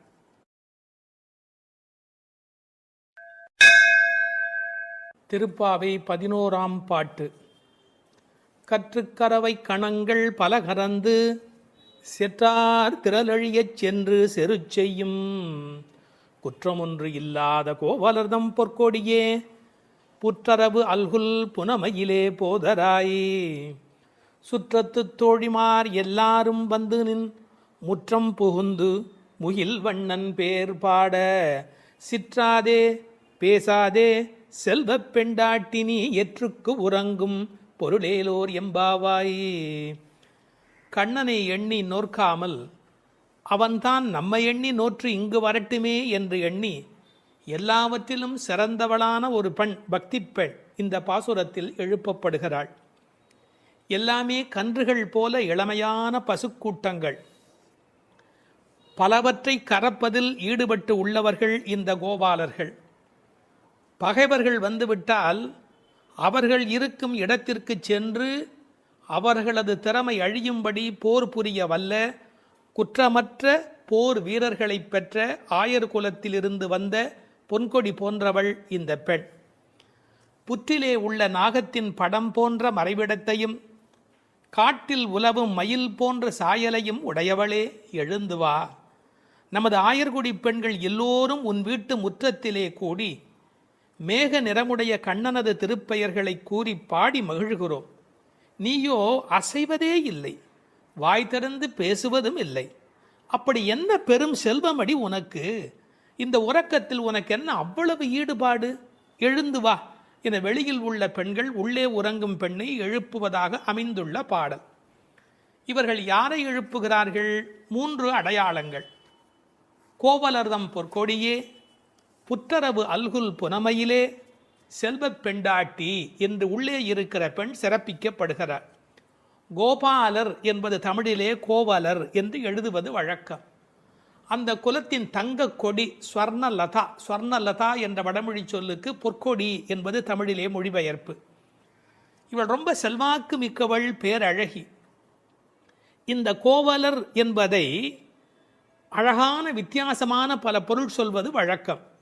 கோ பலர், அதாவது வாக்கிலே வல்லவர் என்று கூட ஒரு பொருள் சொல்வார்கள். கோ அலர், தங்களை தலைவனாக நினைத்ததே அல்ல, கண்ணனுக்கு அடிமையாக மட்டுமே தன்னை நினைத்து கொண்டிருக்கிறவர்கள். இவள் அவர்கள் வீட்டு ஒரு கொடி, கொழுங்கொடி, கொழுகொம்பு தேடுகிற ஒரு கொடி. கோல் தேடி ஓடும் கொழுந்ததே போன்று மால் தேடி ஓடும் மனத்தள், ஆவிக்கோர் பற்று கொம்பு, இதெல்லாம் ஆழ்வார் திருவாக்கு. இவள் மனம் எப்போதும் கண்ணபெருமானை நோக்கி போய்கொண்டிருக்கும். ஒரு கொழுகொம்பாகிய இறைவனை தேடி போவதாலே இவள் கொடி, ஆனால் பொற்கொடி. அடுத்த வார்த்தை அவளுடைய மறைவிடத்தை குறித்து பேசுகிறார்கள். புற்றரவு அல்குல் புனமையிலே, இது தமிழிலே ரொம்ப இயற்கை. அதில் என்ன ஒரு குறிப்பு இருக்கிறது என்றால், பாம்பு புற்றிலே ஒடுங்கிவிடும், அதுபோல் இவளுக்கு ஒடுக்கமான இடை என்பதை நாம் இந்த இடத்தில் புரிந்து கொள்ள வேணும். பெண்ணுக்கு இடை எப்படி இருக்க வேணும்? பொய்யோ எனும் இடையாளொடும் இடையானொடும் போனான், கம்பனுடைய வாக்கு. சீத்தையினுடைய இடை உண்டா இல்லையா என்று எல்லோரும் சர்ச்சை செய்கிற இடை என்று எழுதினார். இந்த புற்றரவு அல்குல் என்பதை கொஞ்சம் விளக்கம் சொல்லுகிற ஆச்சாரியர்கள் அது மறைந்திருப்பதையும், குளிர்ச்சி, பாம்பு புற்றுக்குள் மறைந்திருக்கும், புற்றுக்குள்ளே எப்போதும் வெப்பம் குறைவாக இருக்கும். நான் ஒரு குறிப்பு படித்தேன், 23 டிகிரி செல்சியஸ் அந்த சூட்டில் தான் உள்ளே இருக்குமா பாம்பு குடியிருப்பதற்கு விரும்புமா. ஏர் கண்டிஷன் ரூமில் இருக்கிற மாதிரி அந்த குளிர்ச்சி இருந்தால்தான் அது அங்கே இருக்குமா. அதுபோல இந்த பெண்ணின் மறைவிடத்தையும் அவர்கள் குளிர்ச்சி மிக்கது என்று பாடுகிறார்கள். ஆனால் புற்றரவு அல்குல் என்பதை தத்துவார்த்தமாக எடுக்கிற போது ஞான பக்தி மிக்க என்று அதற்கு வேறு இறை பொருள் கொண்டு சொல்லுவது வழக்கம். அடுத்த வார்த்தை புனமையிலே போதராய். மயில் என்று சொன்னால் போராதா? ஏன் புனமயில் என்று சொல்ல வேணும்? நீங்கள் என்னதான் வளர்த்தாலும் ஒரு மிருகக்காட்சி சாலையில் இருக்கிற மயில் அதில் ஒரு வளப்பம் இருக்காது. காட்டிலே இயற்கையோடு இயற்கையாக ஆடிக்கொண்டு இருக்கிற மயில் இருக்கு, செழிப்பாக இருக்கும். காட்டு மயில், புனம்னா காடு, காட்டிலே இருக்கிற மயில். வளர்ப்பு மயிலுக்கு இல்லாத அழகு காட்டில் இருக்கிற மயிலுக்கு வனப்பு மயில். அது கண்ணுக்கு மிகவும் இனிமை தருவது மயில். கருங்கண் தோகை மயில் பீலி அணிந்து, கண்ணபெருமான் மயிலை விரும்புகிறவன், அதான் தலைமையிலேயே சூடிக்கொண்டிருக்கிறான். எனவே இவளை விரும்புவதற்கான வாய்ப்பு அதிகம். இன்னொரு கோணத்தில் பிரதிவாதி பயங்கரம் சுவாமிகள் ஒரு அருமையான கருத்து சொல்வார்கள். ஆச்சாரியனை குறித்து அவர்கள் எல்லா பாடலுமே ஆச்சாரியனோடு தொடர்பு படுத்தி பேசியிருக்கிற ஒரு பேச்சு, அற்புதமான பேச்சு அது. அந்த மயிலுக்கும் ஆச்சாரியனுக்கும் என்ன தொடர்பு என்று அனுபவிக்கிறார்கள். ஆனந்தம் வந்து விட்டால் மயில் தோகை விரிக்கும். ஆச்சாரியனும் அப்படித்தான், ஆனந்தம் வந்து விட்டால் தன்னுடைய வாக்கில் விஸ்தாரமாக பல பொருள்கள் சொல்ல தொடங்கி விடுவார். மயிலுக்கு விஷப்பூச்சிகள் அண்டாது, அதுபோல் ஆச்சாரியனிடத்திலே தீய சக்திகள் சேராது. மயில் பீலி கண்ணன் தலைமையிலே இருக்கும். ஆச்சாரியன் ஏதேனும் ஒன்று சொன்னால் கண்ணன் தலைதுலுக்கி அதை அனுபவிப்பானா, அப்படி என்று அனுபவிப்பானா. எனவே தலைமேல் வைத்து கண்ணனே கொண்டாடுகிறான் ஆச்சாரியனுடைய வாக்கு. பாம்பு பயந்து ஓடும், விஷத்தன்மை உடையவர்கள் ஆச்சாரியனை பார்த்தால் விலகி ஓடி விடுவார்கள் என்று என்ன அழகு பாருங்கள். முழுக்க இந்த புனமையிலே என்பதை ஆச்சாரியனோடு சம்பந்தப்படுத்தி பேசுவார்கள் ஸ்ரீ பிரதிவாதி பயங்கரம் அண்ணங்கராச்சாரிய சுவாமிகள். இந்த புனமையில் என்பதில் இன்னும் ஒரு அழகு, மயில் புனத்தை சிறப்பிக்கிறது. காட்டுக்கு அழகு அப்படின்னா மயில் தான் காட்டுக்கு அழகாக இருக்கிறது. அது மாதிரி எங்கள் கூட்டத்துக்கு நீ புனமயில், எங்கள் கூட்டம் காடு போல நீ வந்தால்தான் எங்களுக்கு அழகு என்பதை புனமயில் என்பது குறிப்பிட்டது. நீ வந்து கதவை தர, ஏன் மயில் நடப்பதை பார்க்க வேண்டும் அல்லவா, மயில் நடந்து வருகிற அழகை நாங்கள் அனுபவிக்க வேண்டும் அல்லவா, எனவே உன் மயில் நடை காண வேண்டும், வாராய். செல்வ பெண்டாட்டி என்று விழிக்கிறார்கள். அடுத்தது, இவள் தலைமகள், குலம் தரும் செல்வம் தந்திடும் என்கிற அத்தனை செல்வமும் உடையவள், கண்ணனுக்கு மிக மிக வேண்டியவள். கண்ணனுடைய அழகை பற்றி சொல்லுகிற போது உரையாசிரியர் எழுதுவார், அது ஆண்களை பெண்களாக்கும், பெண்மையுறச் செய்யும். அது மாதிரி இவள் அழகு எப்படி என்றால் பெண்களை ஆண்மையுறச் செய்யும் பேரழகு, செல்வ பெண்டாட்டி என்று சிறப்பித்தார்கள். இப்போ அந்த ஆயர்பாடியிலே அவர்கள் கறந்து பால் கறந்து அவர்கள் எப்படி வாழ்கிறார்கள் என்ற தன்மை பேசப்படுகிறது. கற்று கறவை கணங்கள் பல கறந்து, கன்று உடைய கறவை, ஏன்னா கன்றுக்குட்டி இருந்தால் தான் அது பால் ஈனும். சார் அந்த ஆச்சரியம் என்ன என்று கேட்டால், அங்கே கிழட்டு மாடே கிடையாது, எப்போதும் இளமையுடைய மாடு தான் அங்கே இருக்கும். எனவே அது கற்று கறவை கணங்கள் பல கறந்து, எக்கச்சக்கமான மாடுகள். இந்த ஆயர் சலிப்பதே இல்லை. பரதநாட்டியம் கற்றுக்கொள்கிற பெண்களை சொல்வார்கள், மண்டி போட்டு பாரு அப்படிம்பாங்க. அது மாதிரி பால் கறக்கிறவர்கள் குத்த வச்சு உட்காந்து பால் கறப்பார்கள். எக்கச்சக்கமான ஸ்டாமினா, உடல் பலம் இருந்தால் தான் தொடர்ந்து உட்காரவே முடியும். நீங்கள் சாதாரணமாக உட்காந்துடலாம், ஆனால் குத்த வச்சு உட்காரது இருக்கும் பாருங்க. பரதநாட்டியம் ஆடுகிறவர்களுக்கு முதல் பயிற்சி அதுதான். பால் கறக்கிற அந்த கோபாலர்களுக்கு இயல்பிலேயே வரிசையாக மாட்டை கறந்து உடல் பலம் எக்கச்சக்கமாக இருக்கும். பல கறந்து, இந்த கன்று என்பதை கற்று என்று எழுதுகிறார்கள். ஏன்னா மெல்லினமாக தான் இருக்கணும் கன்று. அது எப்படி வல்லினம் ஆயிட்டுனா, கண்ணுக்குட்டி மாதிரியா இருக்குது, அதுவே அவ்வளோ வலிமையாக துள்ளி குதிச்சுக்கிட்டு இருக்குது, அப்புறம் கன்றுன்னு எப்படி சொல்கிறது, அது கற்று. இதுக்கும் ஆழமான ஒரு உரை சொல்லுகிற வழக்கம் எப்படின்னா, கல்வி கற்று அப்படின்னா கல்வியின் மூலமாக.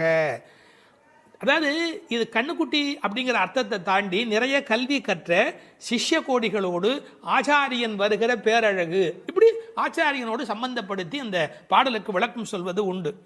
பசுவனுடைய சிறப்பை சொல்வதாக இருந்தால், அந்த கோதூளி, அதனுடைய கால் தூசிக்கு பெருமை அதிகம். அந்த பசுவினுடைய அந்த கொட்டில் இருக்கு இல்லையா, மாட்டு கொட்டில், அங்கே போய் உட்காந்தா மன அமைதி கிடைக்கும். வாழ்க்கையில் மனதில் ரொம்ப அதிக துன்பம் உடையவர்கள் பசுக்கள் குடியிருக்கிற கொட்டிலில் போய் பசுக்களை தொட்டு தடவி கொஞ்ச நேரம் அங்கே இருந்தால் அடைய முடியாத அமைதி அடைவார்கள், நோயிலே இருந்து நீங்குவார்கள்னு இப்போ கண்டுபிடிச்சிருக்கிறாங்க. இப்படி ஒருவரே பல மாடு கடந்து எடுக்கக்கூடிய உடல் பலம் உடையவர்கள். ஆனால் வெறும்னா பால் கறக்கிற ஆட்கள்னு நாம் நினைக்கக்கூடாது. எதிரிகள் யாராவது, எதிரினா இவங்களுக்கு கிடையாது, கண்ணனை எதிர்க்கிறதுக்கு யாராவது வந்தால் செற்றார் திரளழிய சென்று செரு செய்யும். வேடிக்கையாக சொல்லுவாங்க, டேய் என் ஏரியாவுக்கு வாடா பார்த்துக்கிறேன் அப்படின்னு. அது மாதிரி சிங்கத்தை குகையிலேயே சந்திப்பது போல எதிரிகளுடைய கோட்டைக்கு உள்ளேயே புகுந்து அவர்களை அடித்து நொறுக்குவார்கள். கிருஷ்ணனுடைய எதிரிகளை தங்கள் எதிரிகளாக நினைத்து கொள்வார்கள். செற்றார் திரளழிய சென்று செரு செய்யும். ராமனை பற்றி பாடும்போது சென்று அங்கு தென்னிலங்கை செற்றாய் திரள் போற்றினாலே, இந்த ஆயர்பாடியில் இருக்கிற கோபாலரும் சென்று சண்டையிடுகிறவர்கள், குற்றமொன்றில்லாத கோவலர். அவங்களுக்கு இடக்கை வழக்கை தெரியாது. படித்து வந்தாலும் சார் விஷமம் பண்ணுவான், கல்வி உள்ளவன் தானே அதிக வம்பு பண்ணுவான், இவங்களுக்கு எந்த குற்றமுமே கிடையாது. அப்படிப்பட்ட கோவலர்தம் பொற்கொடியே சுற்றத்து தோழிமார் எல்லாரும் வந்து அத்தனை பேரும் வந்துட்டோம்.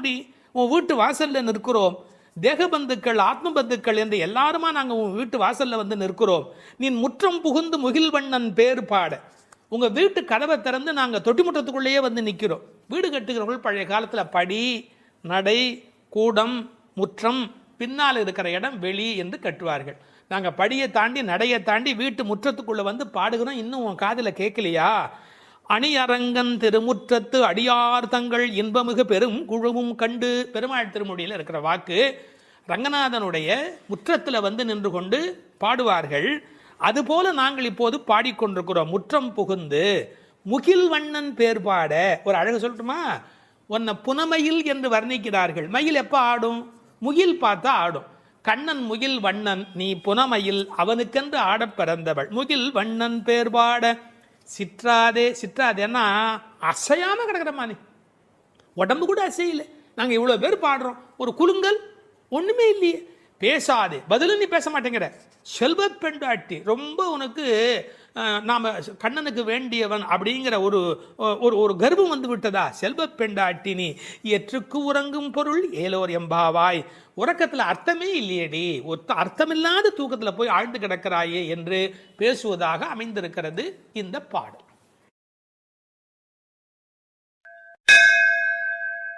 12ஆம் பாடல். கனைத்திளம் கற்றெருமை கன்றுக்கு இறங்கி நினைத்து முலை வழியே நின்று பால் சோர நனைத்தில்லம் சேராக்கும் நற்செல்வன் தங்காய் பனித்தலை வீழனின் வாசல் கடை பற்றி சினத்தினால் தென்னிலங்கை கோமானை செற்ற மனத்துக்கு இனியானை பாடவும் நீ வாய் திறவாய். இனித்தான் எழுந்திராய் ஈதன்ன பேருறக்கம் அனைத்தில்லத்தாரும் அறிந்தேலோர் எம்பாவாய். இதனுடைய பொருள், கன்றை பிரிந்த எருமை தன் கன்றை நினைத்து கனைத்து அந்த நினைப்பால் தனது காம்புகளிலிருந்து விடாது பால் பொழிவதால் வீடெல்லாம் பால் வெள்ளமிட்டு சேராகி கிடக்கின்ற வீட்டின் தலைவனான பெரும் செல்வத்தை பெற்றிருப்பவனது தங்கையே. முன்பு பெரும் கோபத்தால் தென்னிலங்கை மன்னனான ராவணனை அழித்து ஒழித்த மனத்திற்கு இனியவனான ராமபிரானை புகழ்ந்து மார்கழி மாத பனி தலையில் விழுந்து கொண்டிருக்க நாங்கள் உன் வீட்டு வாசலில் கீர்த்தனம் செய்வதை கேட்டும் நீ உறங்கலாமா? கதவை திற, பொழுது விடிந்து இன்னும் நீ உறங்குவது எல்லா வீட்டாருக்கும் தெரிந்துவிட்டது. இனியாவது எழுந்திரு, என்ன இது பெரிய உறக்கம் என்கிறார்கள். இந்த பாடலில் எழுப்பப்படுகிறவள் கண்ணபெருமானுடைய நெருங்கிய நண்பனுடைய தங்கை. அவளை எழுப்புகிற போது நற்செல்வன் தங்காய் என்று அவர்கள் அன்போடு அழைக்கிறார்கள். சூழலை முதலில் வர்ணிக்கிறார்கள். ஒரு எருமை அவிழ்த்துவிட்ட பிறகும் பால் கறவாமல் விட்டுவிட்டதால் தன் கன்றை நினைத்து அது பால் பொழிகிறது. அதனால் வீடு சேராகிறது. கனைத்திளம் கற்று எருமை கன்றுக்கு இறங்கி நினைத்து முலைவழியே நின்று பால் சோர என்று பாடலிலே வருகிறது. பக்தி இலக்கியங்களுடைய அடிப்படை நாதமே அன்புதான் பிரமாதம். உண்மையிலேயே வாழ்க்கை ஒரு அறிவுபூர்வமான ஏற்பாடு அல்ல, அது அன்பு பூர்வமான ஒரு ஏற்பாடு. ஒரு எருமையே இப்படி இருக்குமானால் இறைமை என்ற இறை தத்துவத்தில் ஈடுபட்டவர்கள் எவ்வளவு இரக்கத்தோடு இருக்க வேண்டிய கடமை உடையவர்கள். எருமை மாடு கன்றுக்கு இறங்கி பால் சொரிவதை கவிச்சக்கரவர்த்தி கம்பன் பாடிக்காட்டி இருக்கிறார். எருமைகள் பால் பொழிய அன்னக்குஞ்சுகள் அந்த பாலை அருந்தி மகிழ்ந்தன என்று ஒரு கற்பனையிலே பாடுகிறார்.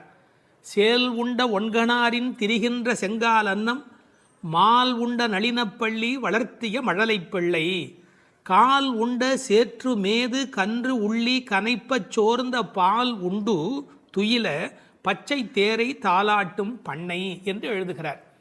நாட்டு வளத்தை எழுதுகிற போது தாமரைப்பூவில் உறங்கிக் கொண்டிருக்கிற அன்னக்குஞ்சுகளுக்கு எருமை மாடு தன்னுடைய கன்றை நினைத்து சொரிந்த பால் அவைகளுக்கு கிடைத்தன என்று கோசல நாட்டு வளத்தை பாடுகிற போது குறிப்பிடுகிறார்.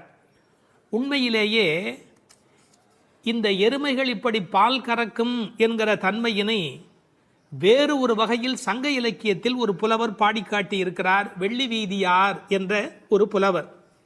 அவர் வேறு ஒரு கோணத்தில் சொல்லுகிறார், காமத்தை பற்றி பாடுகிற போது தலைவன் வந்து எங்களை அனுபவிக்கவில்லை, எங்கள் இளமையோ வீணாகிறது, எங்களுக்கும் பயனில்லை அவனுக்கும் பயனில்லை, உடம்பில் பசலை நோய் வந்து துன்பப்படுகிறேன் என்று எழுதுகிறார். கன்றும் உண்ணாது கலத்தினும் படாது நல் ஆண் தீம்பால் நிலத்து உக்காங்கு, அவர் பசு என்று எழுதுகிறார். இது வந்து சங்க இலக்கிய பாடல். ஆண்டாள் சங்க இலக்கியங்களை படித்தவள் என்பதற்கு இது ஒரு அடையாளம். கன்றும் உண்ணாது கலத்தினும் படாது நல்லான் தீம்பால் நிலத்து உக்காங்கு எனக்கும் ஆகாது என்னைக்கும் உதவாது பசலை உணியர் வேண்டும் என்று குறுந்தொகையிலே வெள்ளி வீதியார் என்ற புலவர் எழுதி காட்டியிருக்கிறார். இன்னொரு கோணத்திலே பார்க்கிற போது வியாக்கியானம் பண்ணினவர்கள் எருமை மாடு கன்றை நினைத்து படுகிற பாட்டை சொல்லிவிட்டு எருமைகள் கரவாவிட்டால் படும் பாடு இந்த பெண்கள் கோபியர் சொல்லுகிறார்களா என்ன, அனைவரும் எருமை படுகிற பாட்டை நாங்கள் அல்லவா உன்னாலே படுகிறோம் என்று கண்ணனுக்கு புரிய வைக்கிறார்களாம். எனவே கனைத்திளம் கற்றெருமை கன்றுக்கு இறங்கி நினைத்து முளைவழியே நின்று பால் சோர. சென்ற பாடலிலே பால் கறப்பதை பற்றிய குறிப்பு வந்தது. கற்றுக்கறவை கணங்கள் பல கறந்து என்று வரும். இந்த பாடலிலே பால் கறவாமை பற்றிய குறிப்பு வந்தது. அப்படியானால் எது உண்மை? இப்படி எடுத்துக்கொள்ள வேணும். பக்தி யோகத்தில் ஈடுபட்டிருக்கிற தன்மையினை இந்த பாடலும், கர்மயோகத்தில் ஈடுபட்டிருக்கிறவர்களை பற்றிய குறிப்பை அந்த பாடலிலும் ஆண்டாள் குறிப்பிடுகிறாள் என்று பொருள் கொள்ள வேண்டும். நற்செல்வன் தங்காய், சிறந்த செல்வமுடையவனுடைய தங்கையே. அவன் எப்படி நற்செல்வனாக இருக்கிறான்? கண்ணனுடைய மிக நெருங்கிய நண்பன் ஒருவன். அதை ஆழ்வார் பாடுகிற போது சொல்லுகிறார் பெரியாழ்வார் திருமொழியிலே, சுரிகையும் தெரிவில்லும் செண்டுகோலும் மேலாடையும் தோழன்மார் கொண்டு ஓட ஒரு கையால் ஒருவன் தன் தோளை ஊன்றி. கண்ணன் எப்போதும் யாராவது ஒருத்தனுடைய தோளை அணைத்தபடி இருக்கிறானா? அப்படி ஒரு கையால் ஒருவன் தன் தோளை ஊன்றி. எனவே கண்ணனுடைய மிக நெருக்கமான நண்பன் அவனை விட்டு வராமையினாலே அவன் வீட்டு எருமை கறவாதபடி போயிற்று என்று பொருள் கொள்ள வேண்டும். தமிழிலே மாடு என்பதே செல்வத்தை குறிப்பது. எனவே அந்த மாட்டின் பெருஞ்செல்வம் உடையதால் நற்செல்வன் தங்காய் என்று பொருள் செய்தார்கள். தத்துவார்த்தமாக பொருள் செய்தவர்கள் ஆண்டாளுக்கு சகோதரராக எம்பெருமானாரை சொல்லுகிற மரபு வழி சிந்தனையினை கொண்டு வருகிறார்கள். பெரியாழ்வார் பெற்றெடுத்த பெண் பிள்ளை வாழியே, பெரும் புதூர் மாமுனிக்கு பின்னானாய் வாழியே என்று ராமானுஜருக்கு தங்கையாக ஆண்டாள் பேசப்படுகிறாளே, கோயில் அண்ணா வாரும் என்று ஆண்டாள் அழைத்தாளே, அந்த இங்கு நினைவூட்டி நற்செல்வன் தங்காய் என்று ஆண்டாளையே குறிப்பிடுகிறார்கள். அது மட்டுமல்ல, கைங்கரிய லக்ஷ்மி அதுதானே செல்வம், இந்த உலகத்தில் பகவானுக்கு செய்கிற சேவையே பெரிய செல்வம் என்று வேறு ஒரு கோணத்திலும் இதற்கு உரை எழுதுவார்கள். இந்த பெண்கள் இப்போது பேசுகிறார்கள், அம்மா உன் வீட்டு வாசலிலே மார்கழி பனி தலையிலே வந்து விழுகிறது, நாங்கள் எதை பிடித்து கொண்டு நிற்கிறோம் தெரியுமா? உன் வீடு சேராகி கிடக்கிறது, எருமை பால் ஓட ஓட கீழே கால் வைக்க முடியவில்லை, சேராகி இருக்கிறது. பழைய காலத்தில் வீட்டு கதவுல நாதாங்கி என்று ஒன்று தொங்கும். அதைத்தான் நாதம் சத்தம் போடுவார்கள், தட்டினா வீட்டுக்குள்ளே கேட்பும் என்ற காலிங் பெல் இன்றைய மெத்தடில். அந்த நின் வாசல் கடையை பற்றி நாங்கள் நாதாங்கியை பற்றி கொண்டு நிற்கிறோம். அதுக்கு உரை எழுதும் போது சொன்னார்கள், மேலே பனி வெள்ளம் மனத்தே பால் வெள்ளம், தரையிலோ மேலே பனி வெள்ளம் மனத்தே மால் வெள்ளம், மால்னா திருமால், மனத்தே மால் வெள்ளம் தரையிலே பால் வெள்ளமாய் தெப்பம் வற்றுவாரை போலே உன் வீட்டு நாதாங்கியை பிடித்து தொங்கிக் கொண்டிருக்கிறது கான். அப்படியெல்லாம் அந்த நாதாங்கியை பிடித்து கொண்டு இவைகள் தொங்கிக் கொண்டு நிற்கிறார்கள். சினத்தினால் தென்னிலங்கை கோமானை செற்ற மனத்துக்கு இனியானே பாடமும் நீ வாய் திறவாய். அளவு கடந்த அநியாயம் செய்து விட்டான் ராவணன். என்ன, சீத்தையை ராமனால் பிரிய முடியாது, பிராட்டியையும் பெருமாளையும் பிரிக்கக்கூடாது. அந்த பாவத்தை செய்தமையினால் கோபப்பட்டு சினத்தினால் தென்னிலங்கை கோமான் ராவணனை செற்ற அழித்த மனத்துக்கு இனியானை பாடவும் நீ வாய் திறவாய். ராமன் மனத்துக்கு இனியவன், என யாருக்கும் எந்த நோவும் வரக்கூடாது என்று எண்ணுவது ராமனுடைய பண்பாடு. எப்படி என்று குகனை போன்ற அன்பர்கள் வருகிறார்கள். இவன் தாழ்ந்தவன் என்று நினைக்கல, ஏழை ஏதலன் கீழ்மகன் என்னாது அவனோடு அன்பு பாராட்டுகிறார். கிளிக்கு யாருடைய பெயர் வைப்பது என்று கேட்கிறாள். கைகேயி அம்மாவுடைய பெயரை வை என்று சொல்லுகிறார். இப்படி எல்லோருக்கும் மனத்துக்கு இனியனாயிருந்த அழகை வைமு கோபாலகிருஷ்ணமாச்சாரியார் உரையிலே ராமாயண பாடல்ல இருந்தே பல குறிப்பு சொல்லுகிறார். மனத்துக்கினியானே என்ற தொடர்க்கு நட்பினர் நொதுமலாளர் பகைவர் ஆகிய மூவகையர் மனத்துக்கும் இனியவன் என்று பொருள் கொள்ளலாம். குகன விடுங்கள். அடுத்தாற் போல வாலிக்கும் ராவணனுக்கும் கூட இனியனாயிருந்தான் என்றோ, மூக்கும் காதும் வெம்முரண் முலை கண்களும் முறையால் இழந்து அரற்றிய சூர்ப்பனகையும் போக்கினீர் என் நாசி பொய்த்து என் என்றும் மேற்குயரும் நெடுமூக்கு மடந்தையர்க்கு மிகையன்றோ என்றும் பிழை செய்தீரோ என்றும் சூர்ப்பனகை ராமனை புகழ்ந்து பாடுகிறாள். மார்பில் ராமபானம் பாய்ந்து நின்ற நேலையும் வாலி ஓவியத்து எழுத ஒண்ணா உருவத்தாய் என்று சொல்லுகிறான். ஆவி போம் வேலைவாய் அறிவு தந்து அருளினாய் என்று பேசுகிறான். ராவணன் மாலியவானிடத்திலே வந்து சொல்லுகிற போது நாசம் வந்துற்ற காலை நல்லதோர் பகையை பெற்றேன் என்றார். அது மட்டுமல்ல, ராமனுடைய தோற்றத்தை பார்த்துவிட்டு சொல்லுகிறான், ராகவன் மேனி நோக்கி தீயன கொடிய வீர சேவகச் செய்வை கண்டால் நாயன தகுதும் அன்றே காமனும் நாமும் எல்லாம் என்று பகைவனை கொண்டாடுகிறான் ராவணன். எனவே ராமனிடத்தில் எல்லோரும் அன்பு பாராட்டுகிற காரணத்தினாலே அவன் மனத்துக்கு இனியவனாக இருக்கின்றான். அந்த மனத்துக்கு இனியானை நாம் பாட இனித்தான் எழுந்திராய். ராமாயணமே சொல்லிவிட்டோம், இன்னும் நீ எழவில்லையே, ஈதென்ன பேருறக்கம். இந்த உறக்கம் நியாயமா? இப்படி தூங்கி தொலைக்கிறாயே. அனைத்தில்லத்தாரும் அறிந்தார். உனக்கு வெக்கமா இல்லை? பக்கம் வீடு எதிர் வீடு எல்லாருமே நீ எழவில்லை என்பதை தெரிந்து வைத்திருக்கிறார். மனிதர்களுடைய இயல்பு தன்னை பற்றி அக்கம் பக்கம் என்ன நினைக்கும் என்கிற ஒரு கூச்ச சுபாவம் உண்டு. அதை இந்த இடத்துல எடுத்து சொல்லி அனைத்தில்லத்தாரும் அறிந்து என்று உரை எழுதினார்கள். ராமானுஜரை நினைவூட்டி உரையிலே இன்னொரு குறிப்பு சொன்னார்கள். திருக்கோஷ்டியூர் கோபுரத்தின் மேல் ஏறி திருவெட்டெழுத்தினுடைய பொருளை ஓரான் வழி உபதேசமாக வருகின்ற ஒன்றை கூட எல்லாரும் அனைத்தில்லத்தாரும் அறியும்படியாக சொன்னவர் ஸ்ரீ ராமானுஜர் அல்லவா? அவரை இந்த இடத்தில் நினைவு கூர்ந்து இந்த பாடல் நிறைவு பெறுகிறது.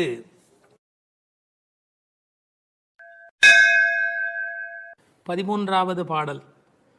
புள்ளின் வாய் கீண்டானே பொல்லா அரக்கனை கிள்ளிக் களைந்தானே, கீர்த்திமை பாடிப்போய் பிள்ளைகள் எல்லோரும் பாவை களம் புக்கார், வெள்ளி எழுந்து வியாழம் உறங்கிற்று புள்ளும் சிலம்பினகான், போதரிக் கண்ணினாய் குள்ளக் குளிரக் குடைந்து நீராடாதே பள்ளி கிடத்தியோ, பாவாய் நீ நன்னாளால் கள்ளம் தவிர்ந்து கலந்தேலோர் எம்பாவாய். கண்ணழகு படைத்த பெண் ஒருத்தியை இப்பாசுரத்தால் எழுப்புகிறார்கள். மலரில் உள்ள வண்டுகள் போன்று அழகிய கண்களை உடையவளே, கொக்கு வேடத்தில் வந்து வாயை பிளந்து கண்ணனை விழுங்க எண்ணிய பகாசுரனை அவன் வாயை கிழித்து அழித்த கண்ணபெருமான், கொடியவனான ராவணரது தலைகளை அறுத்து அழித்த ராமபிரான், அவர்களது வீர வரலாறுகளை பாடிக்கொண்டு இளம்பெண்கள் எல்லோரும் பாவை நோன்புக்குரிய இடத்திற்கு எப்போதோ சென்று விட்டனர். வானத்திலேயோ குரு என்கிற கோள் மறைந்து சுக்கிரன் உதயமாகிவிட்டான். பட்சிகள் வீதியெல்லாம் பறந்து சப்திக்கின்றன. இந்த மார்கழி விடியல் விடியும் முன்பே உடல் நன்கு குளிரும்படி மடிவில் குடைந்து குடைந்து நீராட வேண்டாமா? இன்னும் படுக்கையில் சுருண்டு கிடக்கலாமா? நல்ல நாளும் அதுவுமாக இப்படி இருக்கிறாயே, அப்படி உனக்கு என்ன தனிய அனுபவம்? உன் மனதில் உள்ள கள்ளத்தனத்தை விடுத்து எங்களோடு சேர்ந்து வா என்று அழைக்கிறார்கள். இதை ரசமாக அனுபவிக்கிறவர்கள் முதல் பாடலிலே மனத்துக்கினியான் என்று ராமனை பேசிவிட்டதால் இந்த ஆயர்பாடிக்குள்ளே ஒரு பெரிய விவாத கோலாகலம் ஏற்பட்டு விட்டதாம். அதாவது சர்ச்சை. அது யாரடா அது? கண்ணனுடைய ஊரிலே வந்து ராமனுடைய கதையை பேசி கொண்டிருக்கிறார்களே என்று சில பேர், சில ஆயர்கள் கோபப்படவும், ஏன் அப்படி பேசக்கூடாதா என்று சில பேர் மறுபடியும் எதிர்ப்பக்கம் விவாதிக்கவும், ஒரு பட்டிமண்டபத்தைப் போலவே ஒரு விவாதம் அங்கு தொடங்கிவிட்டது என்று அனுபவிப்பார்கள். ஏனென்றால் இந்த பாடல் எப்படி வருகிறது? புள்ளின் வாய் கீண்டானி என்று கண்ணபெருமான் பகாசுரனை அழித்த கதையை சொல்லி, பிறகு பொல்லா அரக்கனை கிள்ளி களைந்தானே என்று ராமாவதார கதையையும் சேர்த்து பேசுகிறார்கள். அதை எப்படி சொல்லுகிறார்கள்? கண்ணனுடைய ஸ்தலத்தில் ராமனுடைய கதையா என்று ஒருவர் கேட்க, ஏன் முன்பு ராமனை பாடிய காலத்திலே நாம் கண்ணனை சேர்த்து பாடியது இல்லையா? அந்த காரணமாக வருக வருக வருக இங்கே வாமன நம்பி வருக, கரிய குடல் செவ்வவாய் முகத்து என் காகுத்த நம்பி வருக என்று ஆண்டாளே பாடியிருக்கிறாளே.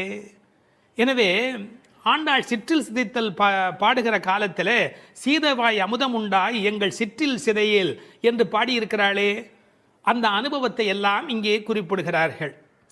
வருக வருக என்று ஆழ்வார் அனுபவித்ததையும் சிற்றில் சிதைக்காதே என்று ஆண்டாள் அனுபவித்ததையும் இந்த இடத்தில் மேற்கோளாக காட்டி, இந்த அயோத்தியிலே ராமபெருமானுடைய புகழை பேசுவது போல ஆயர்பாடியில் கண்ணன் புகழ்தான் பேச வேண்டும் என்ற கட்டாயம் இல்லை, இடம் மாறி பேசினாலும் ஒன்றும் தவறு இல்லை என்று ஒப்பந்தமாயிற்று என்று இதை வேறு ஒரு கோணத்திலே பேசுவார்கள்.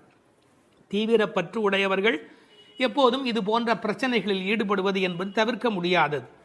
புள்ளின் வாய் கிண்டானே பொல்லா அரக்கனை கிள்ளி களைந்தானே, பறவை வடிவத்திலே வந்தவனை அவன் அழித்தவன்.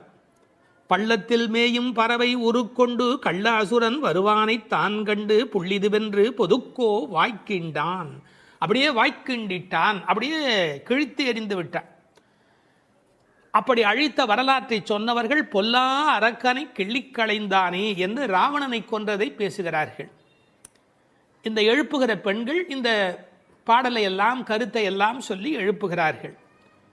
உரை கண்டவர்கள் கேட்டார்கள், பொல்லா அரக்கன் என்று ராவணனை குறிப்பிட்டால் நல்ல அரக்கன் உண்டோ? என்ன நயம் பாருங்கள்.